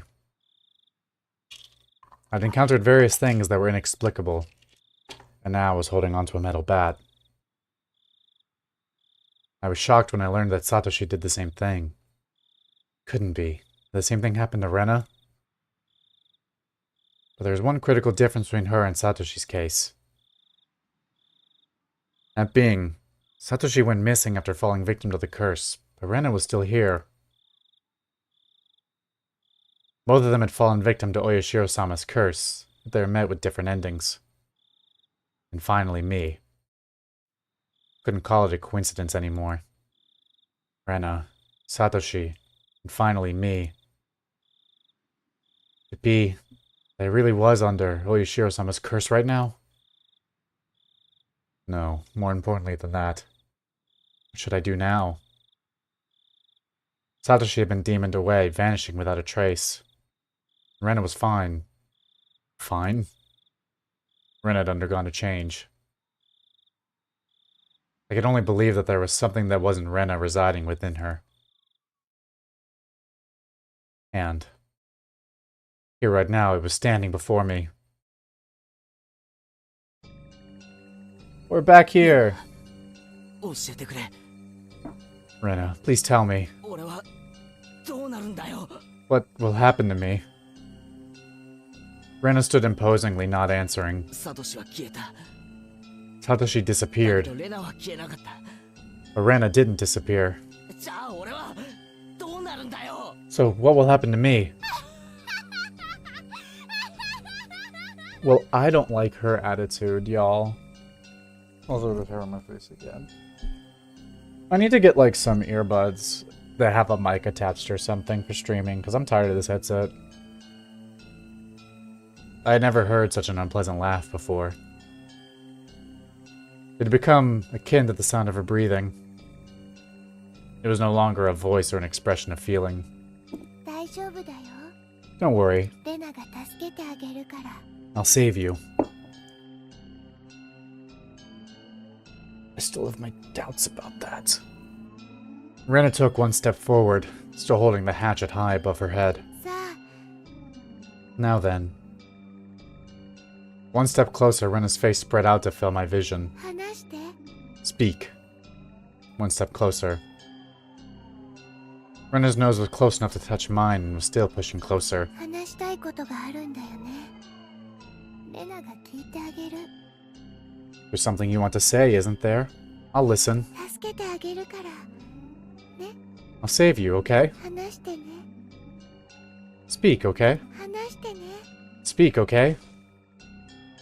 I slumped down, landing squarely on my butt. It wasn't for some pathetic reason. It was all I could do to get as far away from Rena.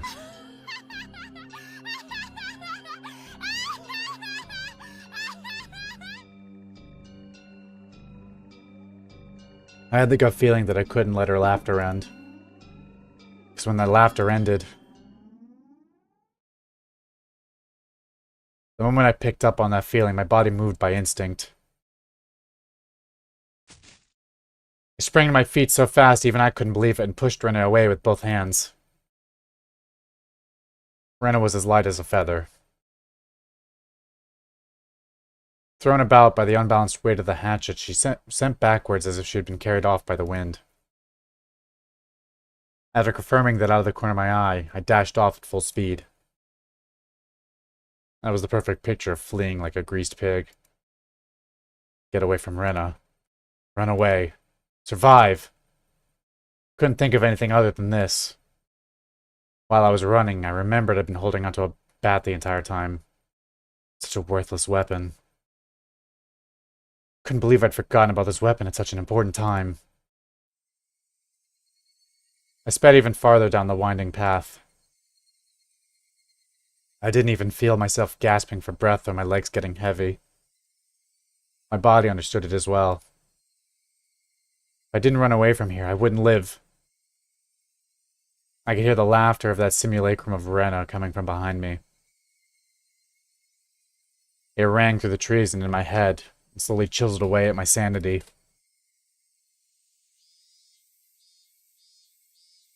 The grove of trees thinned out, my field of vision suddenly expanding. Where was this? For a moment I was bewildered by the scenery I felt I knew but couldn't quite remember. I quickly realized it was the dam site. The fact that I dashed madly and ended up in a place like this gave me a bad feeling. I was following someone's scripted plot. I had a good view of my surroundings, but I didn't see a single soul here. This was a terrible spot for someone on the run, but there's no better place for an attacker. My heart was already on the verge of bursting. The muscles in my legs were screaming, but I didn't care. If I stopped here, then they might not even be able to scream for much longer.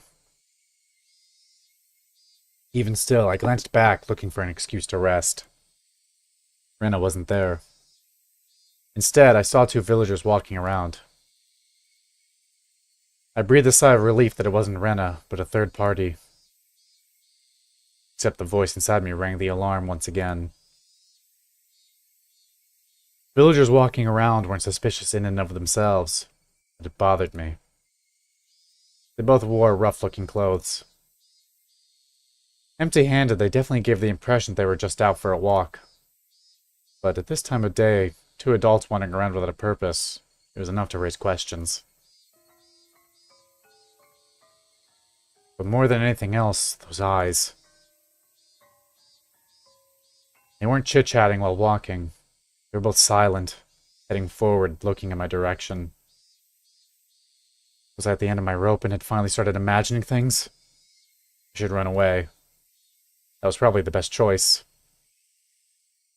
If they weren't involved, I'd lose them easily by running. If they were part of the group after me, then they would come running after me. Either way, unless I hurried up, Rena would catch up with me. That's right, I was going to run. Deciding that, the moment I began to turn tail, both of them rushed towards me as if they knew exactly what I was thinking. Somewhere inside me, I had jumped to the conclusion that Rena was the only thing I needed to be afraid of. I had made the assumption that I didn't need to fear anything else. But right now, I realized just how blatantly wrong I was. Suddenly, the story Uichi-san told me about the demons all leaving the village to hunt prey floated through the back of my mind. I could tell they were both coming after me without even turning around because of their frenetic footsteps. It was frightening, being unable to shake Rena off as she slowly closed in on me, but this didn't even compare. Being pursued with such violent ferocity, the straightforward horror was unparalleled. One of the pursuer's arms grazed my shoulder. Now it wasn't just their frenzied footsteps, but also the distinct sound of their breathing that I could hear. No, I could practically feel them breathing on me. They were already right behind me. Calm down, Keiichi Maibara. Still running at full tilt, I felt the surrounding area go still. No, it felt like time itself had stopped. I turned my head back slightly in that frozen world, realizing how close my pursuers had gotten to me. I couldn't win against the legs of an adult. In less than the time it would take to blink twice, when this frozen time began moving again, they'd be right on top of me. On top of me, and then... Don't think about that, Keiichi. First, realize that you won't be able to shake them off like this. If the fact that you can't get away was a given, you need to make a decision. Go with the right leg or go with the left. You just need to decide which one. Let's go with the left. The moment I decided that, the temporal singularity burst into pieces. Right. Left. I swung the bat in a wide arc with my right arm. Using that inertia, I stopped and suddenly spun. No. What? The two of them were clearly startled. Momentarily losing sight of me, both of their outstretched arms, ready to grab me, instead grasped at empty space. The man on the right, I applaud him being able to figure it out, spun around to the spot I shouldn't have been and faced me in astonishment. It was too late. I didn't even need to swing my bat. All I needed to do was extend my arms as I turned around. It was by no means a heavy blow, but it seemed like it had enough power behind it to knock him off his feet. But just knocking him down wasn't enough to scare him away. Got back up in no time. Both of them took a fighting stance and were ready to face me. This made me certain that they weren't just two people out for a walk. They were clearly after me. It felt much easier than dealing with Rena. Just by not recognizing their faces, by not knowing them, it made things easier. They smiled wryly on the inside. What do you want with me? Next one's gonna be right in your face, you bastard. It's fine if it was just a bluff. By barking out at them, I was able to fire myself up. They didn't respond. It spread out to either side of me with unbelievably calm expressions on their faces. One of them would grab onto my bat and the other would hold me down. Was that their plan? Taking on both of them at once would be impossible. Hot sweat poured from every pore in my body. I just have to settle it with the first move. I'd step in and strike the first one down. Narrowing my target down to the man on the right who had already been knocked down before, I stepped in and swung with all my might. There's no way for an unarmed person to guard against it. It would cause immense damage. If they blocked it with their arm, the bone would snap like a twig. If they turned their back to it, it would possible the blow would travel all the way to their vital organs. It looked like he was aware of this. He pushed farther through the kill zone between us and delivered a fist right into my gut. Not good. At this distance, in this position, and in this state, there's no way for me to dodge it. The world flipped upside down. I understood that I was being tossed around like a rag doll. I landed on the soft earth without a sound, feeling the grainy soil press against my face. It didn't hurt at all.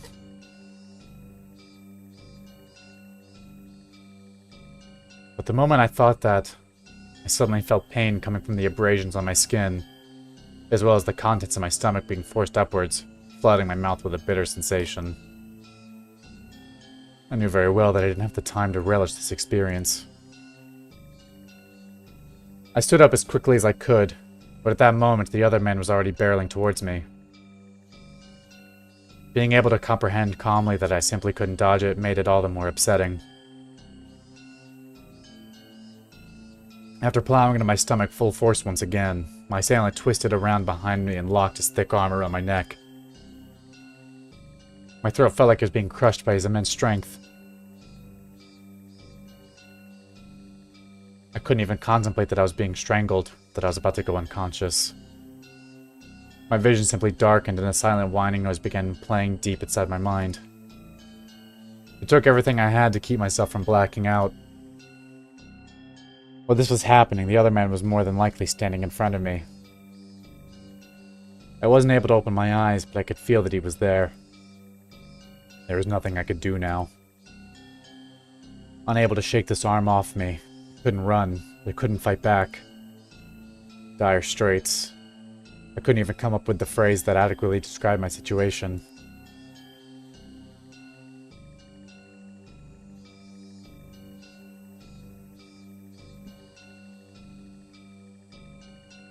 Oh no! Oh no!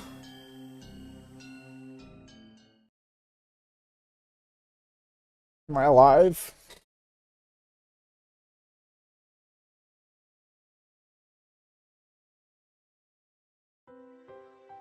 Familiar ceiling. The smell of the bed and pillows. I knew them well. Was this my room? Normally there wouldn't be anyone in my room besides me, but their presence made me spring wide awake. When I did that, pain shot throughout my entire body. 大丈夫かな Feeling alright? 横になってた方がいいと思うよ Think you'd better just lie down for a bit. There was Ren in my room. Blood began to surge through my muscles and my capillaries. But Rena's smile belonged to the Rena I knew well. I knew I shouldn't let myself feel this way, but I relaxed thinking this version of Rena was safe. 俺はどうして Why am I... 覚えてないの Don't you remember? 意識がなくなってからのことは全然 After losing consciousness, nothing at all. My body had become more lethargic than I could ever have imagined. I guess that'd be the expected outcome after exerting everything I had back there. I tried to at least clear my head. I just couldn't shake the sluggish feeling out of my mind. 一応お医者さんにも電話したから I called the も doctor. うすぐ来ると思うよ He should be here soon. それまで横になってた方がいいと思うな Think you'd better just lie down until then. I wasn't injured seriously enough to merit calling a doctor. But knowing that someone impartial was coming was slightly reassuring. 俺どうしてここにいるんだ Why am I here? 確かダム現場で I'm sure I was at the dam site. それはレナが聞きたいな That's what I want to know. 何があったのかな What happened? レナが行った時にはケイチくん倒れてて When I got there, Kichi-kun was already passed out. だから聞きたいのは俺の方だよ That's why I'm the one who wants to know. 変な二人組に襲われて I was attacked by two weirdos. As I talked about it, I finally remembered what happened right before I passed out. Recalling that memory and the terror that went along with it caused the fogginess around my head to clear right up. Let's forget about those two for now. Didn't expect Rena to be nursing me. Thought Rena was trying to kill me. She would have had the perfect chance while I was unconscious. Not only did she not kill me, she had nursed me back to health. よく俺を引きずってここまで来れたな。 We really gotta ask. Like, we gotta, like... I think Keiichi needs to stop this whole, I gotta prepare for when they're gonna kill me. And he's gotta start, like, doing what he did with Mion earlier, except maybe nicer, and start asking, hey, what's the fucking deal? Why didn't y'all tell me about this? Why'd you put a needle in my food? And why are you chasing me with a hatchet? Like, let's ask about it. Amazing you could drag me all the way back here. 重かったろ。 Wasn't I heavy? Looking at Rena's delicate frame, it was hard to believe that she had not only gotten me back home, but even dragged me all the way up to the second floor. Does she have some help? ケイチ君、覚えてないの？ Don't you remember Keiichi-kun? Rena appeared a bit surprised, but still kept her smile. レナはケイチ君に肩を貸しただけだよ。 Only propped you up on my shoulder. 大丈夫、自分で歩けるってケイチ君が。 You said you could walk on your own and that you were fine. 覚えてない？ You don't remember? I didn't remember. My memory was fuzzy up to the point where I lost consciousness. 二人組はどうした？ What about those two? Huh? レナが来た時、俺と一緒に、あるいはそばに There's 二人組の男が。 a ladybug in my room. When you got there, Rena, the ones with me, or were those two guys? いなかったよ。 There wasn't anyone. She said it bluntly. The way she stated it felt slightly unpleasant. I was just too timid at that time. I might have been able to force some answers out of Rena. If I did that, then this kind Rena might transform into the scary Rena who I didn't know. Fearing that, I didn't press any further. Thinking about it, it was the obvious choice. If both of those men were there, I don't think Rena would have stood a chance. I couldn't find a way to explain it unless I assumed she brought me here after those two were already gone. Rena was still smiling. Her eyes sparkled warmly. Yet, I felt like I was hallucinating when I saw something. Something akin to a shadow slowly creeping across her face. The small omen sent shivers down my spine. While Rena was still Rena, I needed to make contact. I needed to contact Uishi-san. Rena stopped me when I tried to get out of bed. She said it would aggravate my wounds, so I should sleep. トイレに行きたいんだけどな。 I'd like to go to the bathroom, though. ごめん。 Ah, sorry. Rena couldn't say anything else. This sucks, dog. While Rena stayed in the room, I quickly went downstairs to get the phone receiver in the living room. When I approached the front door, the doorbell rang. Ding dong. It must have been the doctor Rena had called. It was strange for a patient to welcome in the doctor who was making a house call. But it would be incredibly reassuring to have him here for the considerable time it would take Uishi-san to get here. I carelessly opened the door with that simple assumption and regretted it almost instantly. Oh, it's Mion. I thought so. Oh, I want to hang out with Satoko and Rika. I'd rather hang out with them. Mion? あれ？元気そうだね。 Oh, you look just fine. 倒れてたって言うから様子見に来たんだけど。 Heard you collapsed, so I came to check up on you. なんで俺が倒れてたって知ってるんだよ。 How did you know I collapsed? レナが電話してきたから。 I heard from Rena over the phone. 他に理由が必要。 Do I need any reason other than that? I understood why she would call a doctor. But why Mion, too? Rena was descending the stairs behind me. レナ、ケイちゃん大丈夫そうだよ。 Rena, doesn't Kei-chan look pretty alright? たく、心配して損した。 She made me worry for nothing. そうだね。 That's true. レナも心配して損したかな。 Maybe I worried for nothing as well. They both began laughing. It appeared to be cheerful laughter, but I couldn't shake the feeling that there was a darkness looming over them. うわ、なにこの下駄箱。 Whoa, what's up with the shoe rack? どうしてたの？ How did it get like this? The shoe rack that I'd smashed to pieces had been like that since yesterday. 転んでさ。 Keiichi, I'm not gonna lie. I think it's about time you start just being honest and be like, look, me trying to be like a liar is clearly not working. Y'all know everything, so like, I'm just gonna say, yeah, I fucking smashed it when I was trying to defend myself against you freaks! I fell, you see. その拍子に持ってたバットで叩いちゃったんだよ。 And the bat I was holding at the time slammed into it. 持ち慣れないもん振り回してるからこういうことになるんだよ。 This is what happens when you swing around something you're not used to handling. I kept the fact that it was none of our business to myself. でもこれじゃおばさまたちが帰ってきたらびっくりしちゃうね。 Leaving it like this will really startle your parents when they get home. 後でレナが片付けておくね。 Whatever. I'll fix it up for you later. She's gonna rebuild it in the shape of like a knife. Now come on, Kei-chan. 重病人なんだからちゃんと寝てないとダメだよ。 Terminally ill need their rest. さあ、お布団に戻った。 Come, back in bed, back in bed. I don't wanna. Both of them urged me up the stairs. I had no chance to call Uishi-san. I was pushed into my bed. As it was the first time Mion had been in my room, she began searching around it intently. She fiddled around my room and was scolded by Rena. You can imagine how it went. It was uncomfortable having my room poked around, but the conversation was so benign that it was heartwarming. During that innocent conversation, Mion said something as though it was perfectly ordinary. レナ、 Rena, 監督には電話した？ did you call the director? うん。 Yep, みーちゃんに電話した後すぐにね。 right after I called Mi-chan. すぐ来るって言ってたよ。 He said he'd be right over. Director? That out-of-place word gave me a bad feeling. Rena called a doctor, and called Mion. And after that, she called a director? Who is this director? Since Rena and Mion's conversation was so peaceful, it only felt slightly odd. 二人とも何の話をしてるんだよ。 What are you two talking about? 監督ってなんだよ。 Who's this director? ケイちゃん死んないの？ You're gonna kill me.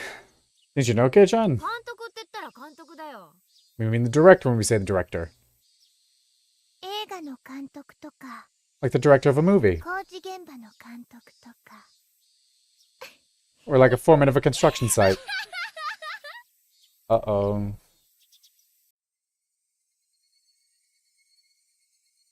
I dug through all of my memories for a director who might have business with me.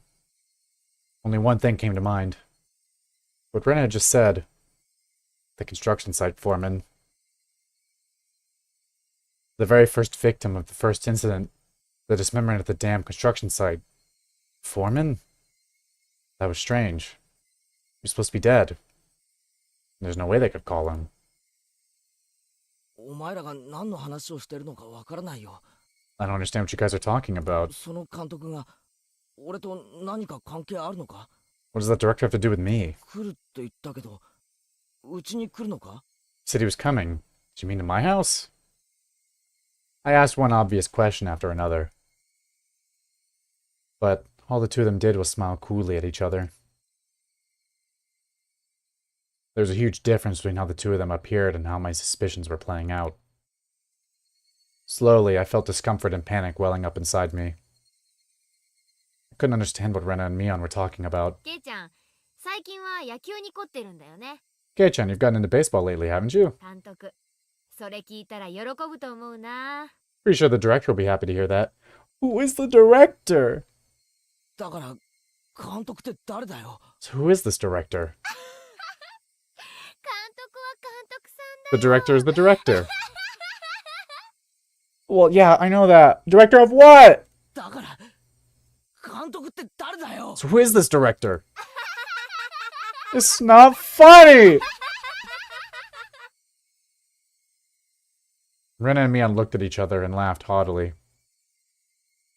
The disturbing cackle unpleasantly resounded around me. This is no good. That laugh, long enough to be unsettling, ended abruptly. そうだ。 Oh yeah, 監督が来る前に済ませとくかな。 we should finish up before the director comes. Who is the director? Is he gonna kill me? ケイちゃん、覚えてるかい？ Remember, don't you, Kei-chan? Her face was laughing, but Mion's eyes told a different story. 覚えてるって何をだよ。 Remember what? ケイチくん忘れちゃったのかな？ Kei-chan, had he forgotten, I wonder? 罰ゲームなんだよ。 About the penalty. 罰ゲームなんだよ。 About the penalty. What penalty? 忘れちゃったのかな？ Oh. Penalty. Did you really お forget? はぎの宿題。 The homework with the mochi. どれがレナの作ったおはぎかを当てる宿題。 The homework where you're supposed to guess which one Rena made. あれ、確か宿題忘れだったよね。 You forgot about that homework, didn't you? Certainly did have that homework. But I had thrown away the rest of the mochi after I found that sewing needle. So I wasn't able to answer which one Rena made. Penalty for that? Why now?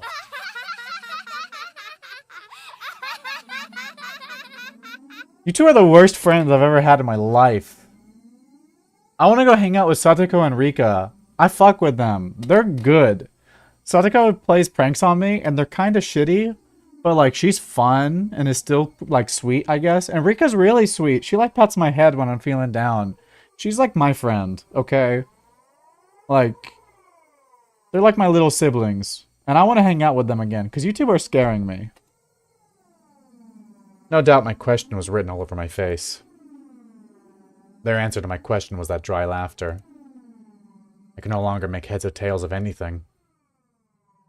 I began to think that this entire day was somehow insane, strange, incomprehensible. Being chased by Rena, attacked by strange men. The penalty Mion and Rena were talking about. I'm losing my damn mind! What were these two laughing at? It didn't take that long for me to realize I'd been dragged into an abnormal situation. Who were these two? Who were these people? Who were these doppelgangers of Rena and Mion? Woo! Oh, free me! Free me! Free me! Rena had gotten behind me at some point. Why was she pinning my arms behind my back? 何の真似だよ。 What are you doing? 動かないでね。 Don't move. 罰ゲームだから。 This is your penalty. It's not funny. It's not funny. My body was already very sluggish, and Rena pinning my arms made it that much harder to move. I seriously tried to struggle, but she wouldn't even budge. My panic began to well up, and I realized this was well beyond the realm of jokes and pleasantries.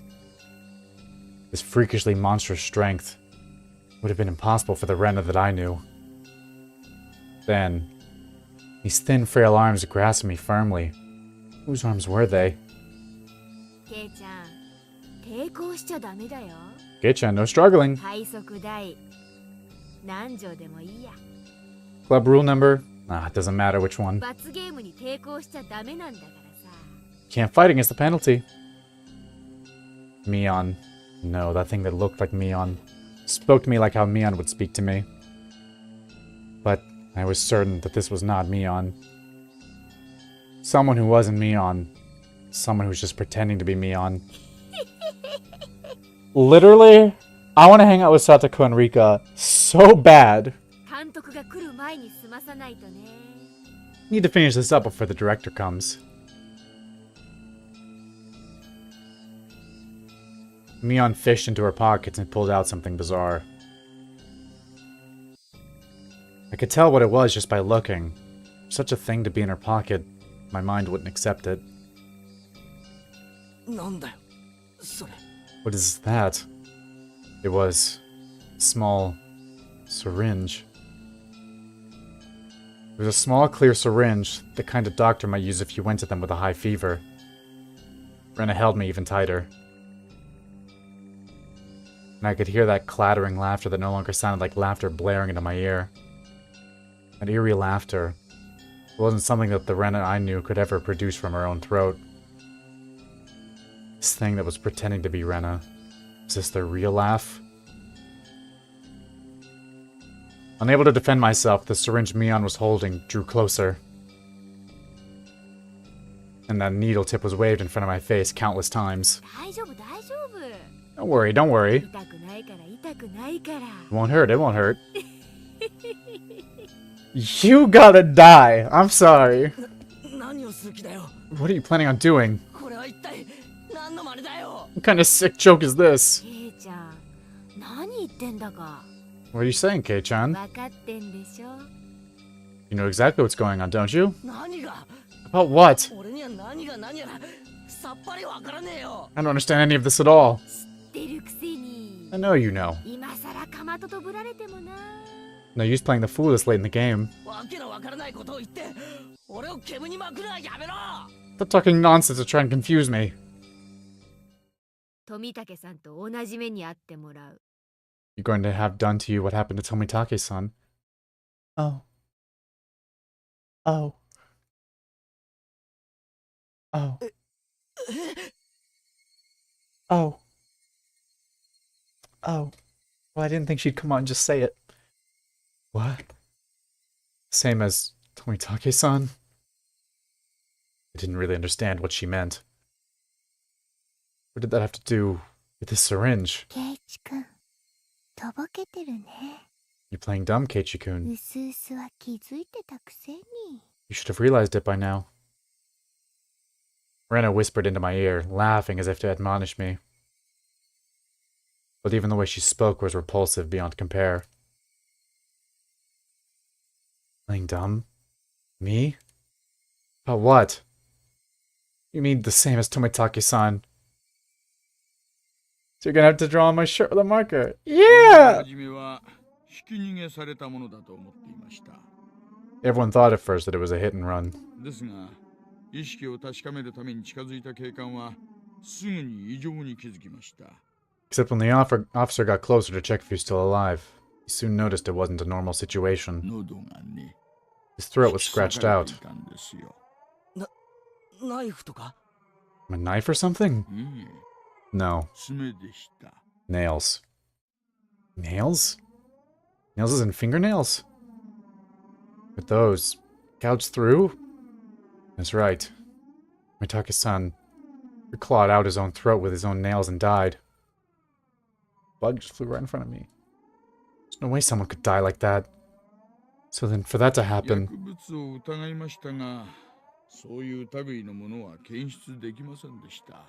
we thought drugs were to blame, but nothing of that nature was detected. That's right. The police didn't find any drugs in Tomitake-san's system. 警察は富武さんの遺体から薬物は検出できなかったって言ったぞ。 Police told me they didn't find any drugs in Tomitake-san's body. Gue. The two of them laughed together with that sickening laughter. Of course they'd laugh. To assume that such a medicine didn't exist just because the police didn't know about it was completely foolish. Meaning, the drug that caused Tomitake-san to die in such a bizarre manner did exist. If Mion injected this into me, then that'd probably be all the proof I needed. That would basically mean I'd end up the same as Tomitake-san. Become hysterical, scratching out my own throat in my last moments, then die. For such an outrageous drug to exist, Mion to be holding it, and I was about to be injected with it. At that moment, I did not feel there was any need whatsoever to question it. What kind of idiot, when he's trying to dodge a ball flying straight for his face? It's time to think of a reason as to why it's flying at him. 観念しなって。んじゃ。 Just give up. Alright then. Mion's actions lacked any gravitas, and that made it even more terrifying. There was none of the ceremony like when someone is sentenced to death. There was no hesitation at all, as if she were brushing her teeth. Mion reached out with one hand and grabbed onto my chest. It felt like electricity had run through the back of my head and the entire world had gone dark. Did I stand up too fast? Or did someone hit me really hard in the back of the head? Having lost my sense of balance, I was assaulted by a wave of dizziness.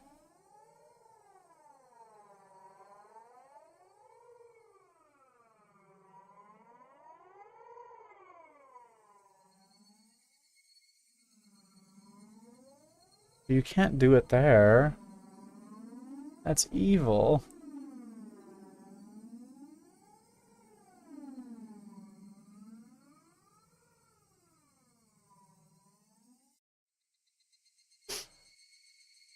I squatted down for a bit. When I came back to my senses, my entire room had changed drastically.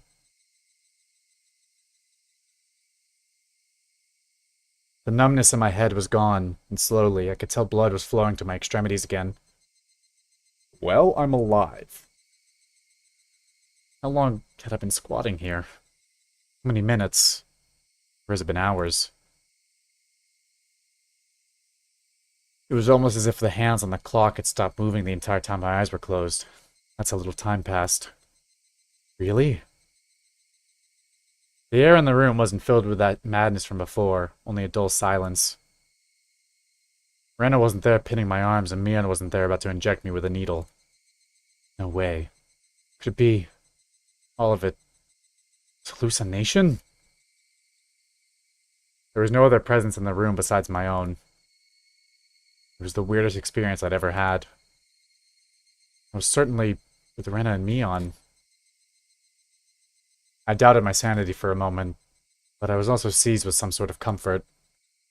I guess a terrible ordeal was hallucination. Neither Rena nor Mian, they would never do something so terrible. My head grew hot. I could tell my emotions were welling up. Why? That wasn't a reason to cry. Why? It was sorrow. Why was I sad? I don't understand. I don't understand. Kind to everyone, not discriminating against age or gender. Mian. That Mian was sprawled by the window in an unnatural pose. Blood stained her a deep red from her head down to her chest. The bright crimson smeared on the walls. That splatter had undoubtedly come from Mian. She always had that bright smile and was kind to me from the day I transferred. Rena. That same Rena was slumped at my feet and was making the same pool of blood as Mian. Couldn't comprehend what had happened. Someone come to save me? And they beat these two down with this metal bat? I finally noticed the weight in my right hand. How long had it been there? It was Satoshi's metal bat. It was covered in a deep red. There was no doubt that this was the weapon used to mutilate both of them. And I was holding that weapon. I was the only person in the house.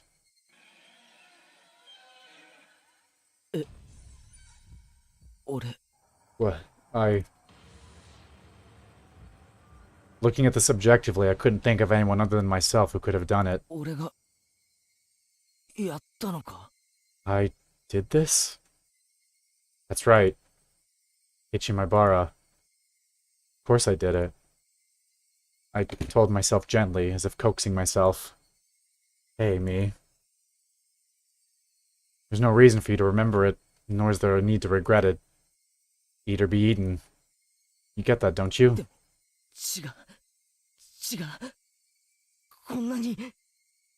But the blood. The blood, there's so much. Neither Rena nor Mion had moved an inch. It wasn't just a split forehead and a trickle of blood. Nothing that simple. The entire room was splattered with red, and that told me it didn't end with just 2 or 3 strikes. Are they dead? Both of them? The depths of my mind were calm, but on the surface I was panicking and agitated. Calm down, Kichimabara. What happened to your usual calm self? Come on now. Do like you always do. Throw your head back and take a deep breath. Come on. Once. Twice. Breathe deeply. Calm down. Calm down. I chanted that over and over in my head and relaxed.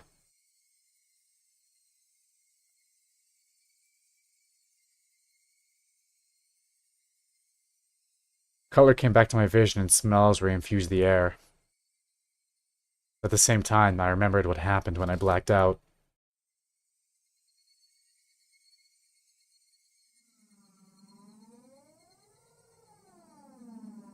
Rena and Mion had attacked me. They were about to inject me with whatever caused the same symptoms as Tomitake-san. But right before that happened, I fought back. I twisted my whole body and threw Rena as she was pinning my arms. Then I followed through with my spin and rammed my foot as hard as I could into Mion's torso. It was soft. Rena tried jumping on me, so I tackled her as hard as I could and slammed her against the wall. I didn't let that brief moment of having them off balance slip by. Satoshi's bat that was left carelessly by the side of my desk.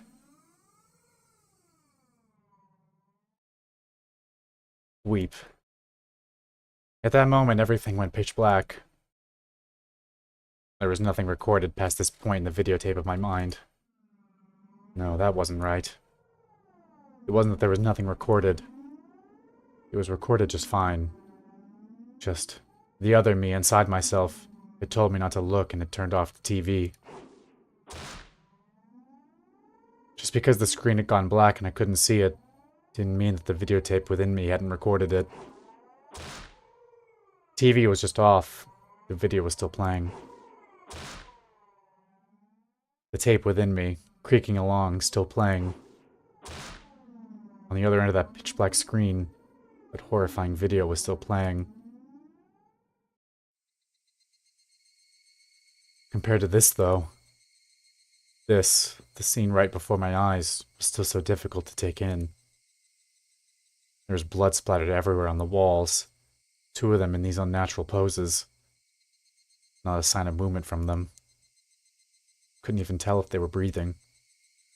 No matter what the circumstances were, my friends, these girls, I had attacked them. May have even killed them. But if I hadn't done this, I would have been the one done for. Balancing that out on an imaginary scale, felt odd that I'd even feel bad about it. Even if it was a bit excessive, this was justifiable self-defense.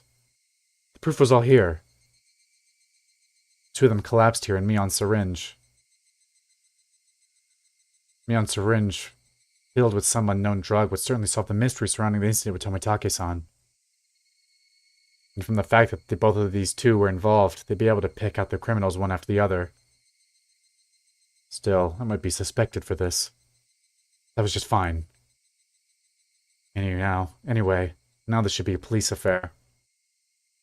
This wouldn't fade into the darkness like Rena's past incidents. As long as the police were involved, I should bring this to a close. We'll probably revisit their investigation on the chain of incidents. Higurashi-san would definitely get to the bottom of it. Meaning, my wish. Not wanting to die. Wanting to know the truth. That'd be fulfilled in its most basic form. All a matter of time now. The doctor Rena called should be getting here soon. I'll confess everything to him. I needed to contact Higurashi-san.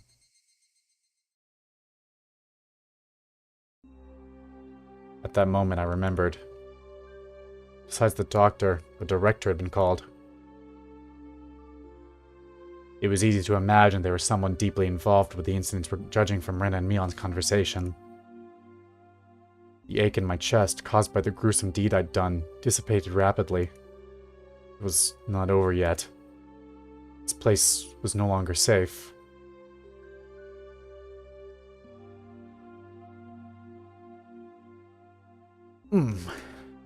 Stay calm, Keiichi-Maibara. It's not over yet. I need to live long enough to tell the police of this incident.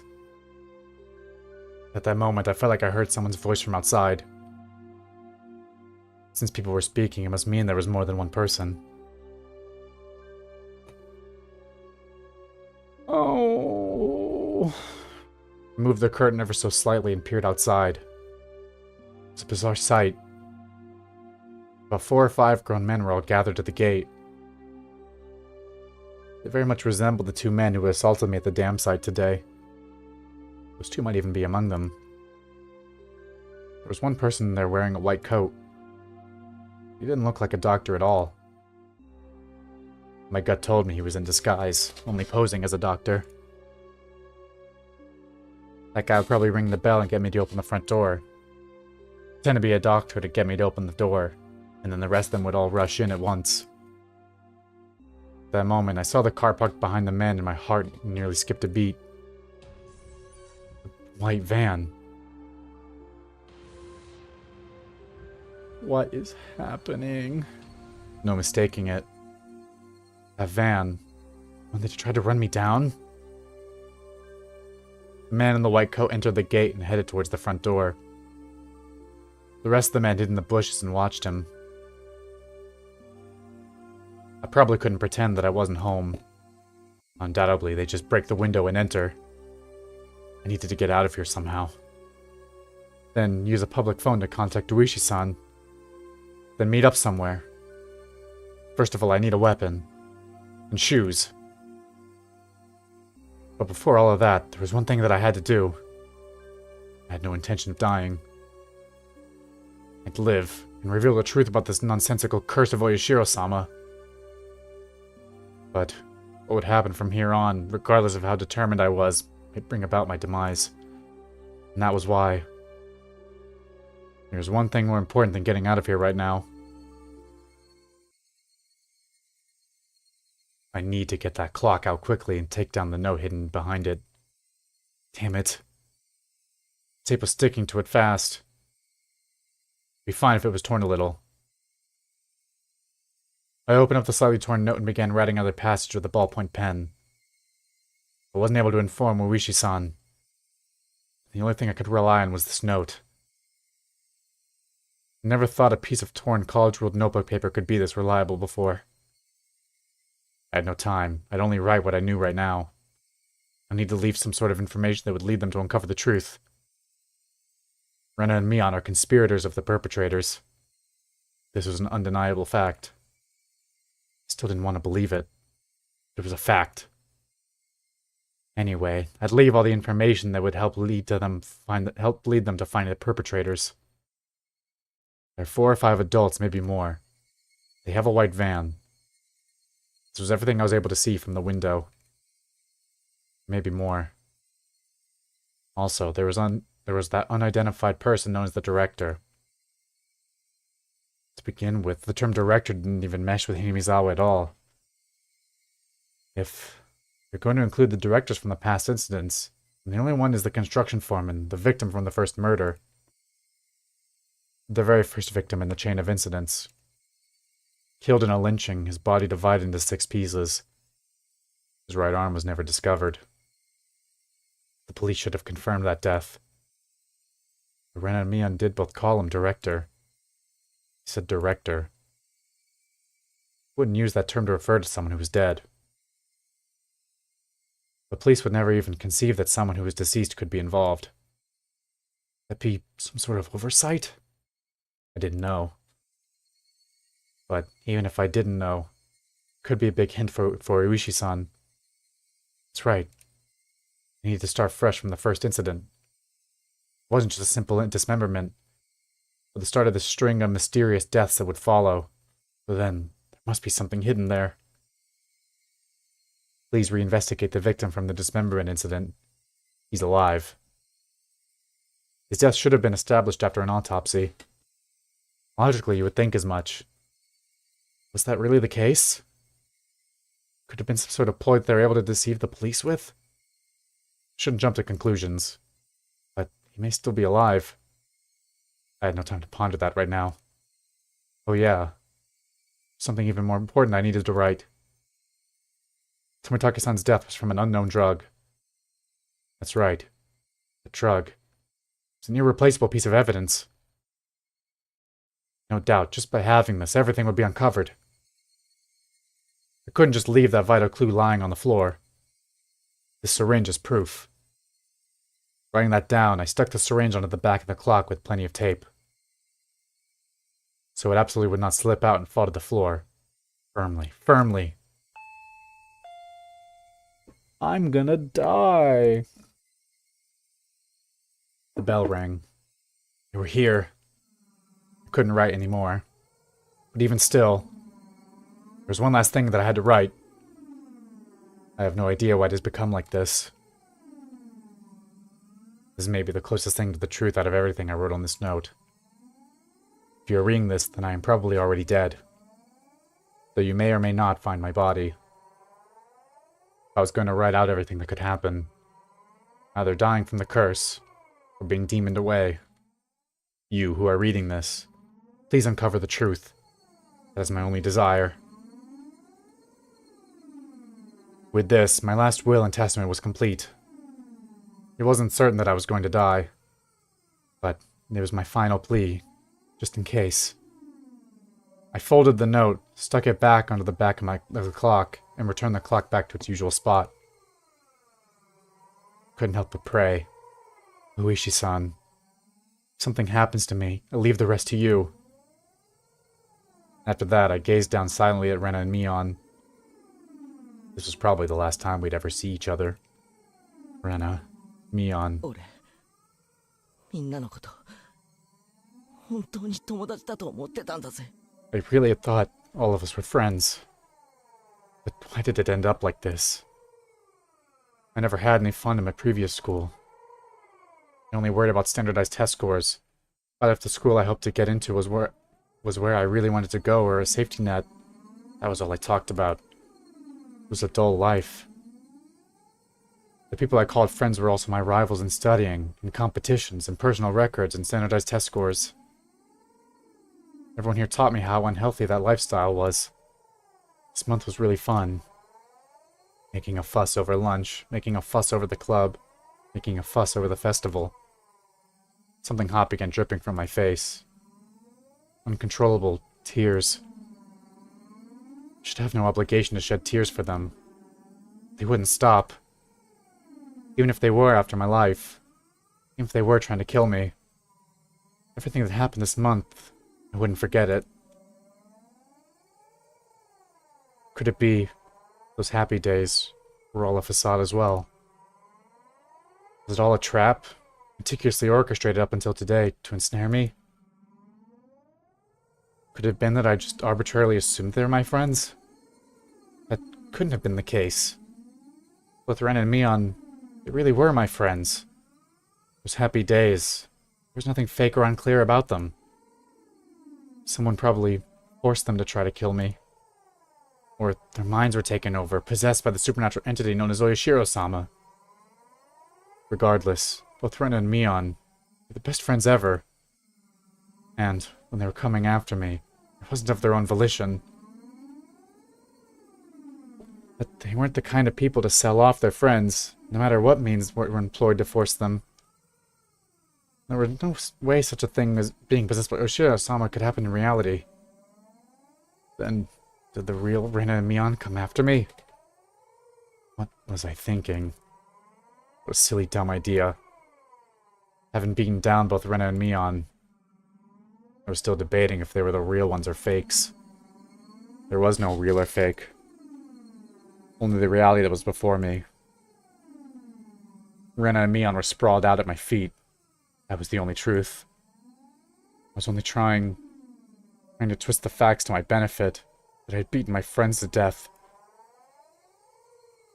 No matter how I spun it, it wouldn't change reality. Rena and Mion were both dead. It felt like there was a crack in the dam of strange emotions I was holding back. It felt like my calm state, which was nothing more than a bluff, had receded, and in that opening, insanity was leaking out. Killed them. Killed them. Rena and Mion. Killed them. The doorbell rang again. The unrelenting echo pulled me back into a state of composure once again. Didn't have a moment to spare. Quickly, I needed to get away. Didn't want to die. But I'll cover everything after that. The identity of whoever or whatever had pushed me this far. Even if I had to drink mud and eat grass, I would survive. I would survive. I would definitely survive. I killed Rena for that very reason. I also killed Mion. I went that far just to keep living. So I can't die. For my sake and for the sake of the late Rena and Mion, I have to survive. I ran towards the door and grabbed my shoes. The doorbell rang again as if to urge me on. Behind this single solitary door, they were there. Keeping quiet, I headed towards the kitchen, headed towards the back door.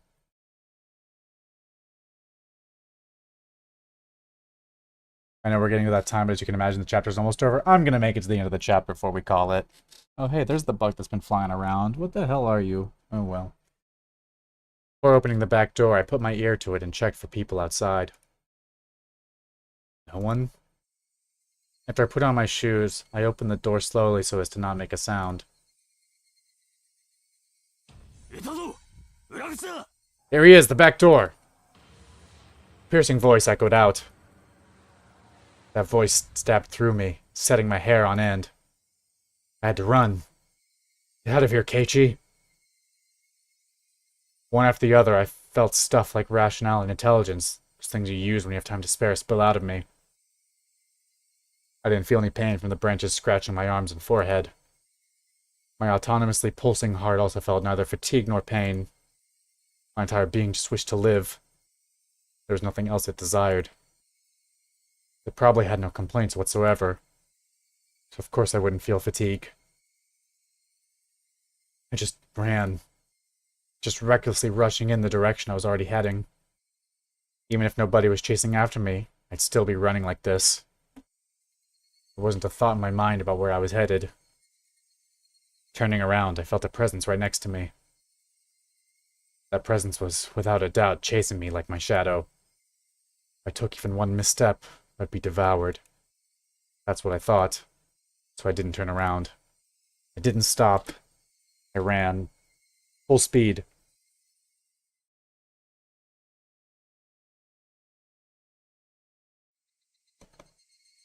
Oh.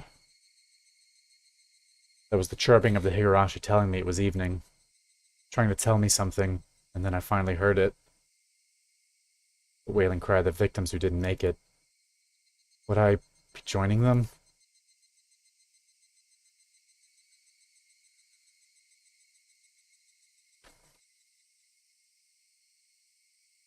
Only the Higurashi knew. They knew everything. They definitely knew. So I ran towards where I could hear more of the Higurashi's chirps. The farther I ran, the farther aware their chirping became. Couldn't get near them. Are you all running away? Is it my fault? Was I the one to blame? I'll apologize. Sorry. I'm sorry. Sorry. I'm sorry. I'm sorry. I'm sorry. I'm sorry. I'm sorry. Sorry. I'm sorry. I'm sorry. I'm sorry. Felt that only the Higurashi knew.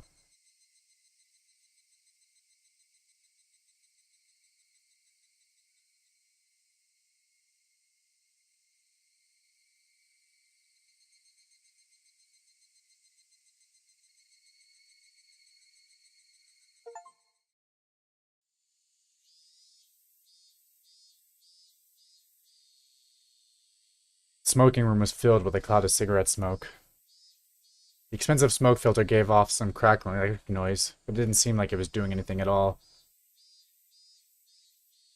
Why do smokers have to be shoved so far down this corridor where the sun didn't even reach? I recalled hearing that the tax revenue from tobacco was about a tenth of the municipality's revenue. We were the most heavily taxed members of this municipality, so I really wish they'd show us a little more respect. Who are you? And what do you look like? Oh, you don't have a sprite, only in the console version. Why'd you discard the 5 manzu there? Just decreasing your options. One of the younger detectives was having a staring contest with the mahjong magazine called Next Turn. You're still in Tenpai if you cut the 5 manzu. If you're betting on a haitai, then shouldn't you be going into it with a mangan? I have no idea what he's talking about. Kuma-chan, look at the pond. They all discarded a 5 manzu. It's a safe tile. 終盤で K 点に走った誰かがダマで待ってたら嫌でしょ You'd hate it if at the end game someone was sitting on a tenpai on the last turn, wouldn't you? The kid let out another groan, put out his cigarette, then took out another one. 納得いかないっすね。 I just don't agree. わざわざ自分で当たり牌減らすなんて。 Why would you reduce your own options? ちなみに配定で当たり牌出しても論しちゃダメですよ By the way, you can't call around with your winning tile in that high tie. え、どうしてですか？ What? Why is that? Just then I heard a voice coming from down the hall. 大石さん、いますか？ Are you here, Uishi-san? 一般の方から凱旋です。 You have a call from civilian. ありゃこりゃどうも Well, ain't that something? ちょいと失礼 Oh, see you soon. Is it Kei-chan? Please tell me Kei's ど calling. うして論しちゃダメなんですか？ Why can't you call Ron on it? あ、待ってくださいよ、大石さん。 Hold on a second, Uishi-san. The man sitting in the seat Uishi-san was heading towards waved at the telephone receiver. 凱旋です。 Outside line. 報酬から。 From a payphone. ああどうもすいません Oh, I thank お you. 待たせしました大石です Let to keep you waiting. This is も Uishi. しもし Who is it? 大石さんですか？ Uishi-san. もしもし。 Hello? 前原さんじゃありませんか If it isn't my bar-san. どうもどうもこんにち Hi, は good evening. From the tone of my Barakun's voice, I already knew he was in a predicament. This was the first time my Barakun had phoned me. He was calling from a payphone. 落ち着いてください Please calm down. 何がありました Something happened? その、 Oh, well. あ His voice was erratic over the line. He completely lost his sense of composure. After checking that nobody else could hear, I prompted him in a hushed tone. 何があったんです What happened? 俺。落ち着いて前原さん Calm down, my Bara-san. 今そこに近場の警官を行かせます I can have the local officers head to your location. 私もすぐそっちに行きますよ Be there soon, too. その、多分、 Um, 無理です。 I think that's impossible. His voice was quivering and hoarse. He wasn't surrounded by people even as he was making this call, was he? 前原さんは今公衆電話からかけてますよね Nobara-san, you're calling from a payphone right now, right? どこの公衆電話ですか Where's that payphone? There were no other sounds besides Mabarakun's voice. It had to be a phone booth. I scratched out a note and thrust it at my colleague sitting across from me. Nimizawa, phone booth. He understood quickly and hastily started on the internal lines. 落ち着いて前原さん Calm down, my Bara-san. 今どういう状況なんです What is your current situation?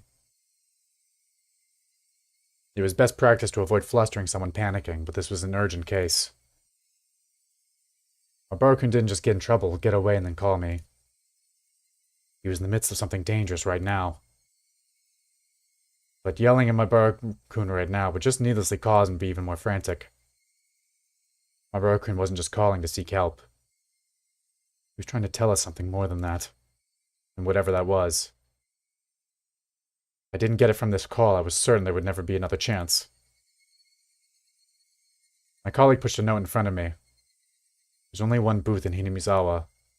Patrol cars on the way. 5 minutes. かかりすぎです It's too long. 彼らには何人乗ってます How many officers are in there? 二人です。 2. Not enough. If it was as I imagined, there were likely quite a few people surrounding my Barakun. Minutes was too long. 南沢の駐在さんには電話しました Did you call the officer stationed in Hinamizawa? 定時巡回の時間です。 He's scheduled to be on patrol. 家人は留守で連絡不能。 They're currently out and it'll be impossible to contact them. そう God damn. 馬ちゃん車を回してください Kuma-chan, bring the car around. 了解っす。 Understood. もしもし、 Hello? 大石さん。 Uishi-san. もしもし Hello? 大丈夫です It's alright. ちゃんと聞こえてますよ I can hear you loud and clear. There was something wrong with my Barakun. That wasn't a normal coughing sound. Vomiting? Or was it blood? Had already been attacked? Was he injured? 前原さん今そこに警官が向かってます Mabara-san, the police are on their way. 2、3分で到着しますからなんとか持ちこたえてください They'll be there in a couple minutes, so hold on somehow. もしもし Hello? 聞こえてますか Can you hear me? 前原さん。 Mabara-san? And I could hear on the other end of the line that he was having a coughing fit. The worst possible situation popped into my head. 前原さん、 Mabara-san, 犯人は誰です who's the culprit? 何人なんです How many are there? 俺も I 最初は thought 人 at first 間 the が culprit 犯 was 人なんだ human. と思います I couldn't tell if that was a cough or vomiting. 大丈夫ですか前原さん。 Are you alright, Mabara-san? 犯人は人間なんだってお社様のたたりなんかないんだって Thought that そう the, 思ってました thought that the culprit was a person and not Oyashiro-sama's curse. ついさっきまで Up until right now. だけど But やっぱり I guess in the end, there's an intense bout of coughing and で vomiting. もやっぱりお社様ってのはいるんだと思います But I guess Oyashiro-sama does exist. いやいます No, he's 今 here. 前原さん、どうか落ち着いて。 Mabara-san, please, just please calm down. なんかさっきからおかしいと思ってたんです I've been thinking it was strange for a while now. ずーっとつけてくるんですよ It's been following me this whole time. 走っても走っても走っても走っても I run and run and run and run. 影みたいにぴったりくっついて Just sticks to me like my shadow. だけど少しずつ少しず Slowly, so slowly. つ俺の背中ににじり寄ってくるんです It's digging itself into my back. 前原さん、そいつは今ひょっとして前原さんの後ろに Mabara-san, are they right now perhaps right behind you? 後ろに Behind me. すぐ後ろに Right behind お me. 願いです前原さん。 Please, Mabara-san. 怖いのはわかります。 I can tell you're scared. ですが、 Please, あなたの後ろに誰がいるんです who is it that's right behind you? 振り向けるわけないじゃないですか I can't just look behind me. 振り向いたら俺 If I do, I'll... 怖いのはわかります。 I understand that you're scared. でも教えてほしい。 Please tell me. ちょっと振り返るだけでいいんです。 You just need to turn around a bit. 前原さんの後ろに誰がいるんです Who is it? Who's behind you, Mabara-san? Right after I said that, I could hear him vomiting intensely. What followed was a nightmarish sound. 前原さん、あ Mabara-san, んたまさか couldn't be that you're 喉を引っかいてたりはしないでしょうね。 clawing out your own throat? There was no answer. But I could hear something like scratching. There was a bang as if something was being hit. Mabara-kun had probably dropped the receiver. I could hear groaning and vomiting over on the other end and a repeating abnormal noise. もしもし、 Hello? もしもし、 Hello? 前原さん、 Mabara-san? もしもーし。 Hello? I knew how far away my voice would sound on the other end. I couldn't help but shout. At that moment, I heard whispering coming from the other end. Couldn't tell what he was saying. And the way he was saying it, was he talking to himself? Or was he talking to someone there? もしもし、 Hello? 前原さん。 Mabara-san? Rather than whispering, it was some kind of mantra he was chanting over and over. I focused my senses, trying to pick up what he was saying. What was he repeating? What exactly? Suddenly, the line went dead. Did he use up his time? Because it was a payphone. It's because it cut out so abruptly. The last thing he said came out so clearly in my mind. おいさん、車は OK っす。 Ushi-san, the car is good to go. おいさん。 Ushi-san! ごめんなさい。 I'm sorry. おいさん。 Ushi-san! That's what he was repeating over and over. He said, I'm sorry. I had a gut feeling. There was no longer a need to hurry. I could hear the chirp of the Higurashi spilling in from the open window. I should have been able to hear them this entire time. I just wasn't paying any attention. Why did I focus on them all of a sudden? Are they trying to tell me something? Only the Higurashi knew. That's how I felt.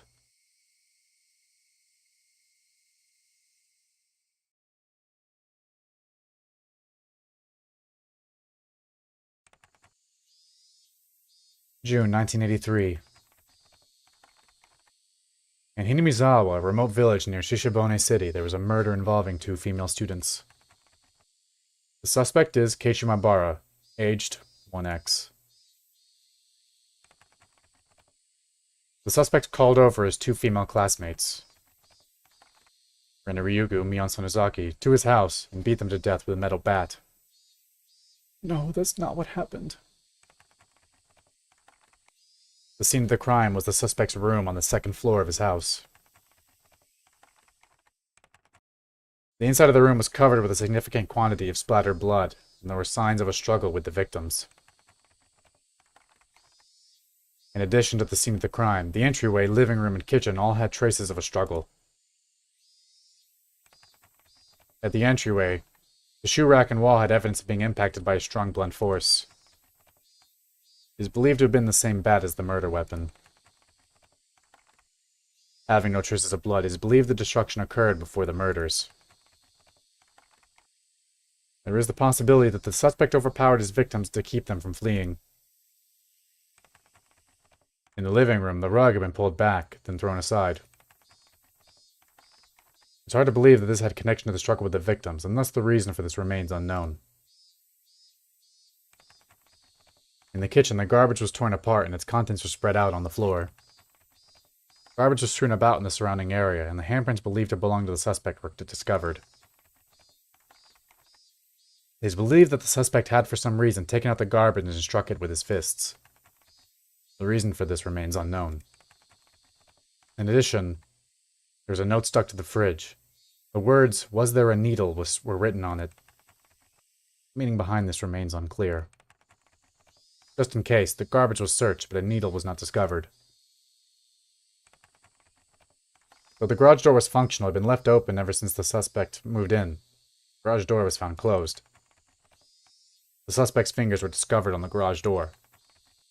The reason behind this remains unknown. The suspect fled the scene of the crime. However, a patrolling officer, Hinamizawa Local PD, found the suspect collapsed inside a phone booth. At the time of the discovery, the suspect was unconscious in critical condition.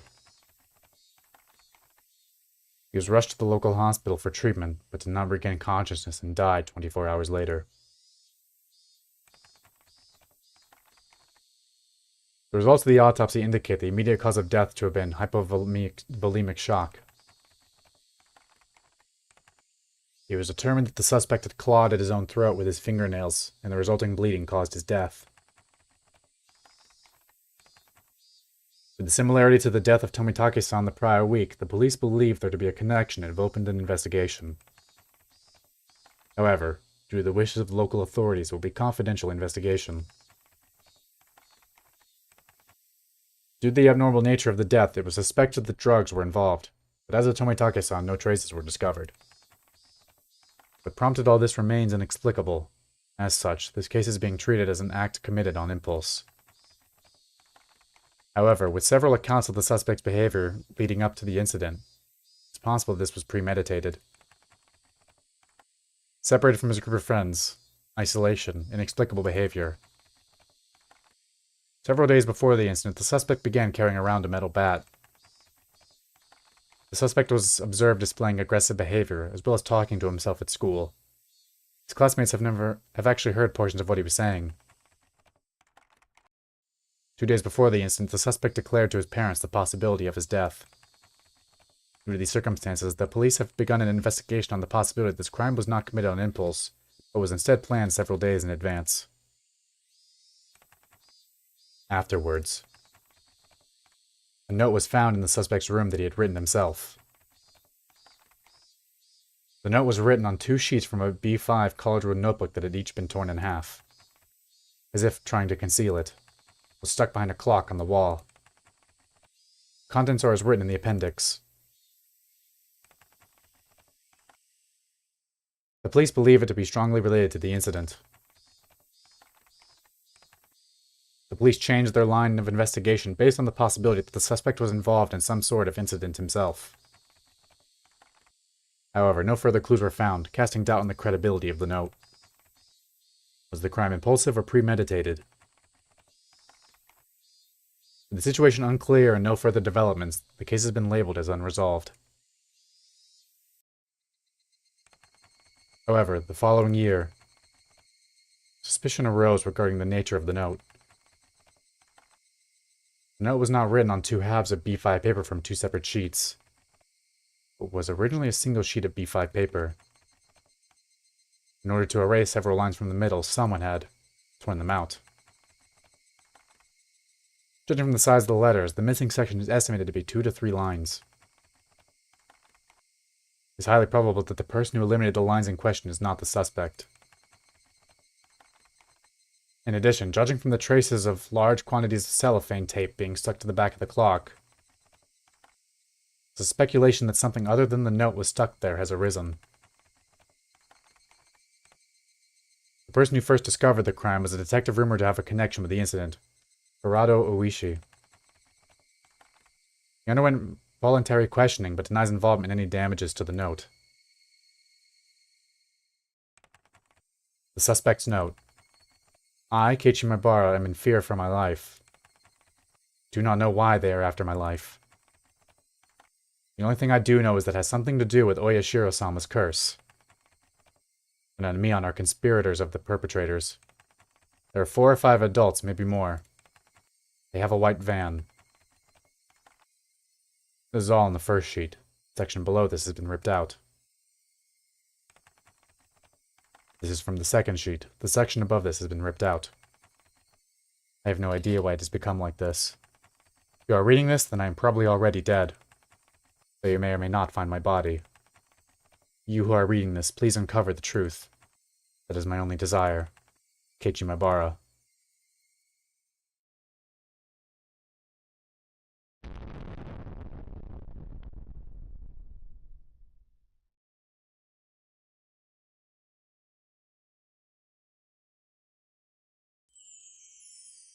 Wow! A new scenario has been unlocked. All cast review session has become available. What the fuck is that, man? We beat chapter 1.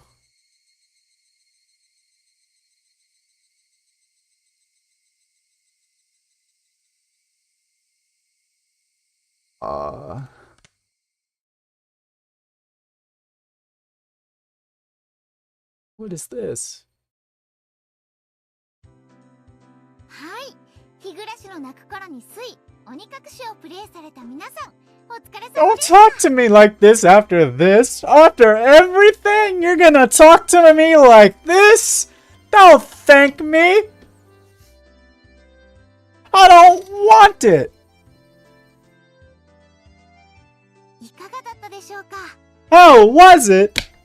I want to kill myself. ちょっぴりでも楽しんでもらえたらとっても嬉しいです。 I did not enjoy it. I had a terrible time. And I will be playing more. ちょっぴりも何も。 I missed you so much, Satoko. Please. I missed you so much. You are an oasis in the desert. Where have you been? I have been dealing with Rena and Mion for so long. Not anymore, because they're dead. But あんなすごいバッドエンドで終わられたらプンプンでございますことよ。 so true, Satoko. プンプンなのです。今回の鬼隠しは全体の謎に挑む人たちが最初に通るお話。だから実質上のプロローグの位置づけなんだって。 Prologue? You gotta kill yourself. そのプロローグがこんな凄まじいバッドエンドでございますの？ I'm gonna shoot myself. でもそういうのってあるじゃん。この最悪のバッドエンドを回避するためにプレイヤーさんが物語を模索していくのがこの作品の醍醐味だし。まだ始まったばかりですよ。僕は次のお話が楽しみなのです。これからどんな話が待ち受けてるんだろう。You tell me. Oh wait, you don't know because you're dead. レナは聞いてる？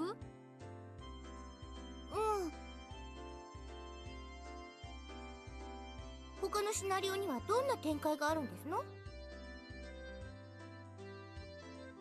今回の鬼隠しではひなみ沢で近年起こった連続開始事件が紹介されたでしょ。例えばみーちゃんのシナリオではひなみ沢 I'm so excited. 紹介されるんだって。 That's so hype. 異常事態の連続ですっかりわかんなくなっちゃったけど、お社様のたたりってどういうものなのか。いや、そもそもお社様って何なのかあまり説明なかったからね。よくは聞いてないんだけど、でもなんか嫌な予感。またしてもたたられそうな嫌な物語です。ケイちゃんも大変だね。 Shut the fuck up! Shut the fuck up! 今度はどんなたたりにやられるやら。でもどんなお話になるのか楽しみでございますわね。いやいやいやいや、遅れて What are you doing? Oh. やあみんな、 Hey, I missed you. Oh. お疲れ様。お疲れ。あれ、ケイちゃんは？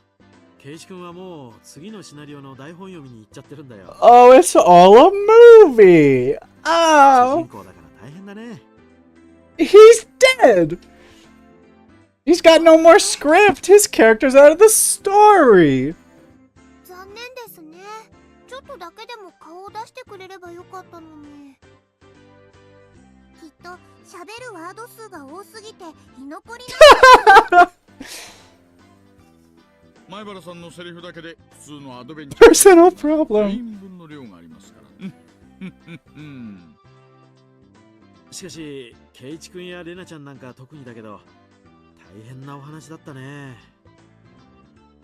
大変も何も大大バッドエンドでございますわ。結局ケイチ君を襲ったのって正体は何なんだろう。たたりに見せかけておいて、実は人間の仕業ってのが僕の推理なんだけどね。でもケイチは最後に謎の電話をかけてきていましたのです。うん、私もあの電話は変だと思ったね。あの時点でケイちゃんは犯人は人間だと確信してたはずなのにさ。おかしな電話でしたわよね。なんかお化けに追いかけられてるみたいな。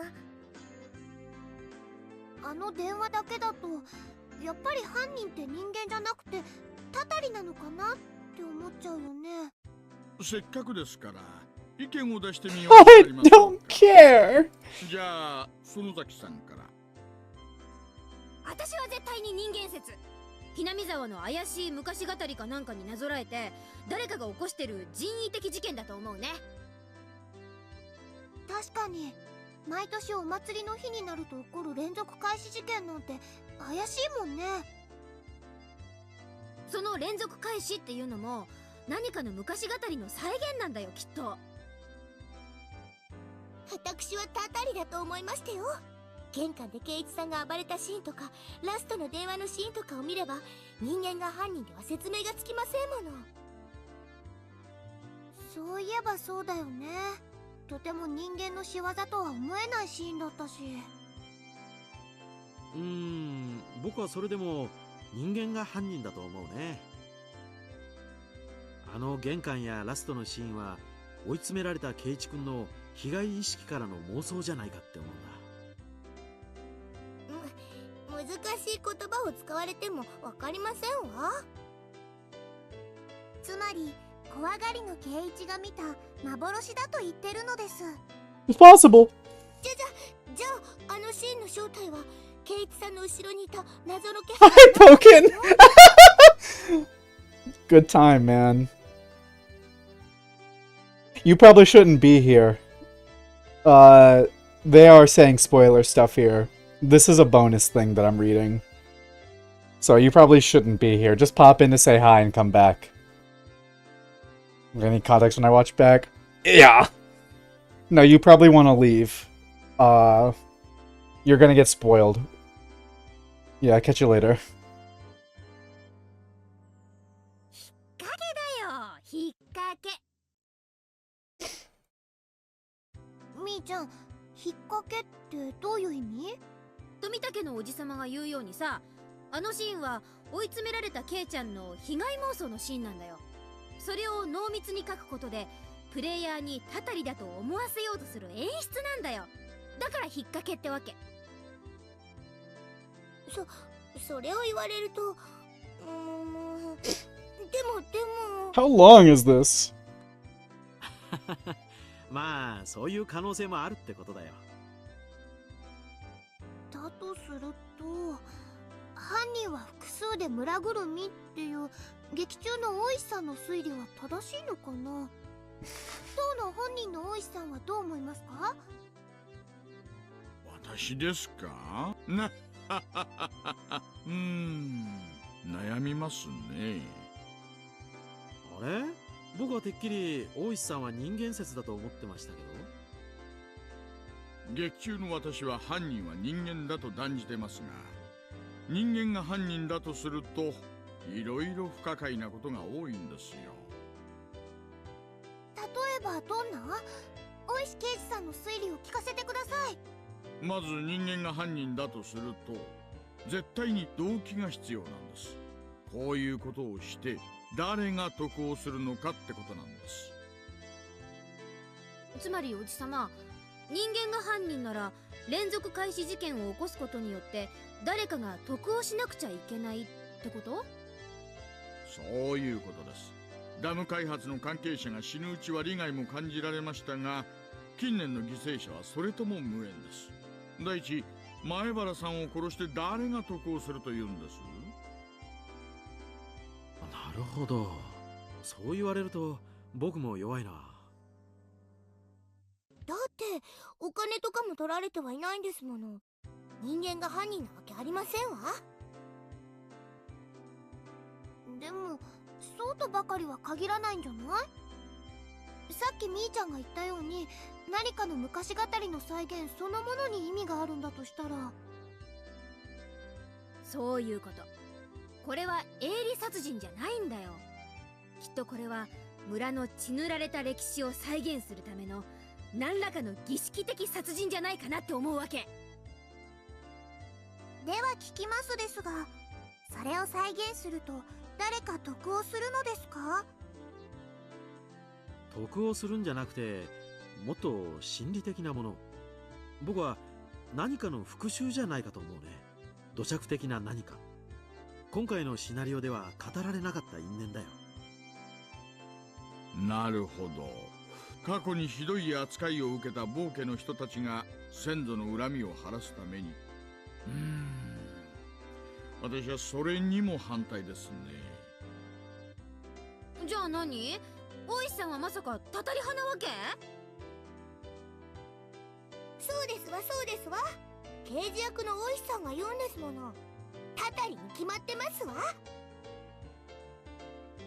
劇中で前原さんが言うように、お社様が竜宮さんや園崎さんに乗り移って悪さをしているって考えると一番辻褄が合うんです。残念ながら。実はレナも大石さんと同じ意見なの。あんなに優しかったレナやみーちゃんが突然おかしくなるなんて、そうじゃなきゃ説明つかないもの。That's what I'm saying. そこはミオンの私が言うのも変だけど、やっぱり私なんだと思う。ミーの話の意味が分かりにくいのですよ。説明が欲しいのです。ああ、ごめん。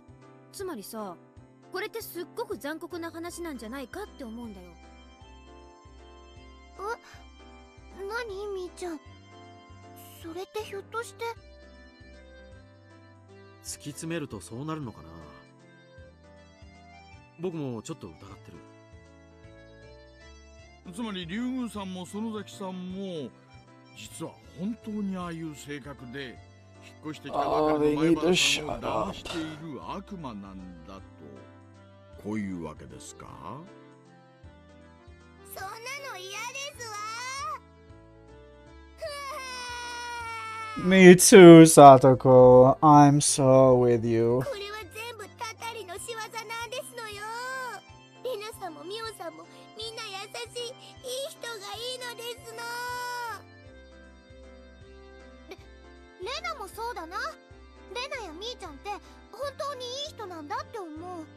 きっと劇中で出てきた厳しいシーンは何かに取りつかれてたんだって思うの。レナもタタリ派か。じゃあタタリ派の皆さんにお聞きしますけどさ、タタリが怒るからにはそれなりの理由があるんでしょ？無差別にたたるとは思えないな。そこんとこ説明できるの？タタリはタタリですもの。人間の考えでは想像もつきませんわ。さとこちゃん、擬人化された神様という存在は結局は人間の生み出したものなんだよ。だからその考え方も人間に理解できるようにできてる。ギリシャ神話の神様を見てごらんよ。泣いたり怒ったり嫉妬したり、とにかく人間的なんだよ。つまりお社様もまた人間同様に何らかの利害に基づいてたたりをしている。変な言い方になっちゃったけど、つまりはそういうこと。触らぬ神にたたりなしって言いますからね。なははは、一理あります。つまりお社様にせよ人間にせよ何か理由があるはずということなのです。でもリカ、その理由がはっきりしないならどうなりますの？つまりはわかんないということそうだね、まだプロローグだもんね。 Prologue. 明かされていないことがたくさんあるだろうし。そうだね。現 Uh, 時点ではこれ以上の推理は難しいね。いんにゃ、白黒つけないと納得できないな。ミオンさんもこだわりますのね。限られた状況で最大限に推理する、ちょっぴり部活感覚で面白いでしょ？そう考えれば面白いかも。じゃあ整理してみましょうか。私はたたり派です。富武さんは人間派でしたよね。ええ、僕は人間が犯人ってことでいきます。私も人間犯人説。もちろんタタリというファンタジーは嫌いじゃないよ。だけど今回の事件に限ってはタタリの線は薄いね。人間派が2人出ましたね。リュウグさんはたたり派でしたよね。はい、レナとサトコちゃんはたたり派ですね。ええ、たたり派ですわよ。レナさんやミオンさんのことを悪魔みたいに言う人の方がよっぽどたたりに合うべきですの。そりゃあまあ、私も自分のキャラがそんな悪魔みたいなやつだ。部活モードの時にはクールでなきゃ。感情論だけで選ぶと大やけどするよ。まあまあ、どっちを選んだっていいじゃないですか。あれ、 well, what side is Rika-chan on? どっちだと思う？ I think it was goblins. お社様が悪い神様だとは思わないですよ。あれ、面白い意見だね。たたってばかりの悪い神様なら祀るのは嫌なのです。僕はたたるよりご利益のある神様の方が好きなのですよ。 Wouldn't we all? そっか、リカちゃんって巫女さんをやってるんだよね。うん、いい意見。じゃあ何？リカちゃんはお社様じゃないって思うならやっぱ犯人は人間って思うわけ？そういうことにしますのです。 What do you mean by that? ありゃまあ、票がざっくり分かれましたね。たたり派と人間派で半々ですか。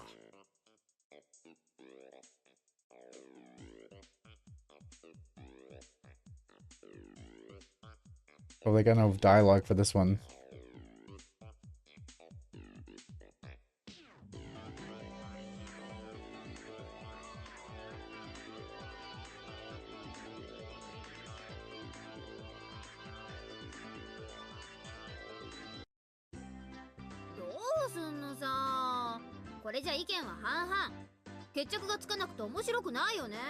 How long is 普通な this? のはつまりそういうことだからね。あと一人意見が欲しいな。 Where's Keiichi? あ、ならちょうどいいかな。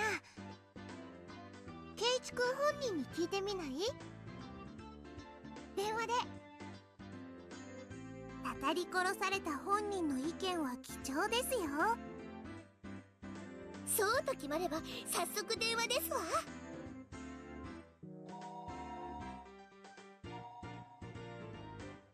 もしもし、ケイチ君、レナです。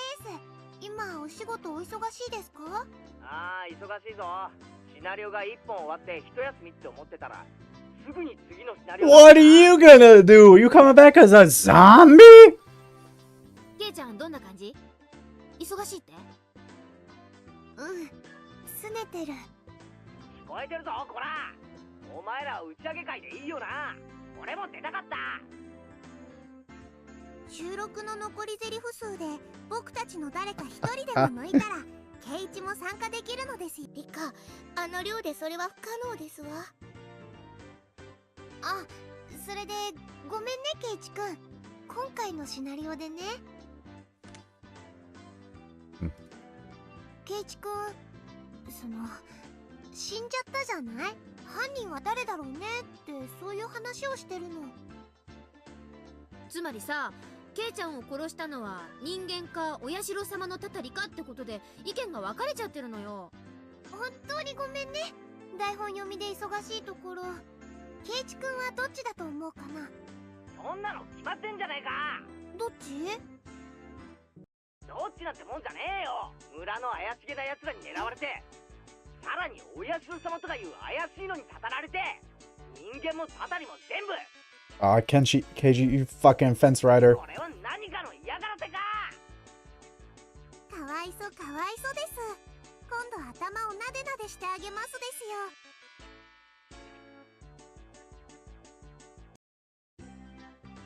よ。結局意見が分かれちゃったね。私ももう一度考え直してみます。見落としがあるかもしれませんので。それでは引き続き日暮らしの泣く頃に水をお楽しみくださいね。 Yay! Chapter 2, Watanagashi. Oh.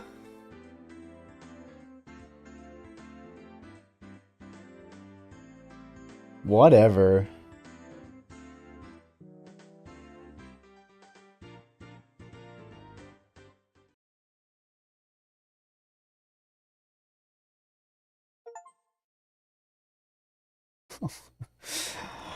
Uh, uh, uh, uh, uh, uh, uh, uh.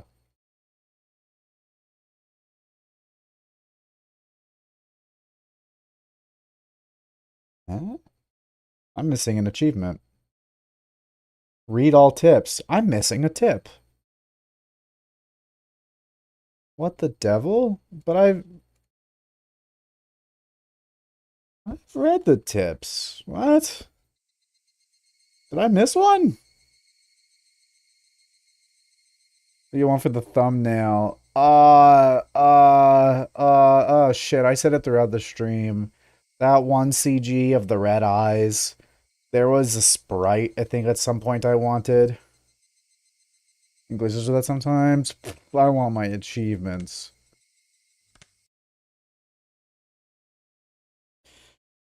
I forgot what sprite it was. that I wanted.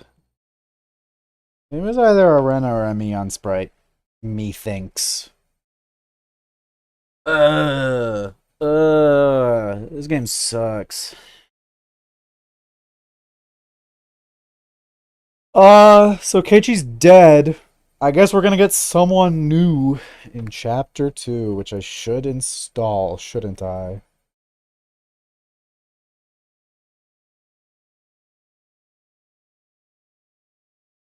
I'll go ahead and do that. And I'm gonna try to not look down at the community content section, because I'm not trying to get spoilers.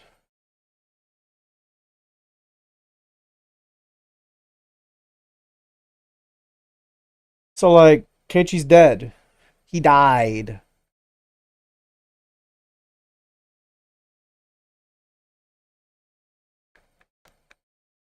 Fuck. That stinks, man. Um, hmm. Yeah, Rena and Mion are dead too. Hmm. Hmm. Well, what are you gonna do? I guess we start chapter 2 on Thursday, right? Fuck.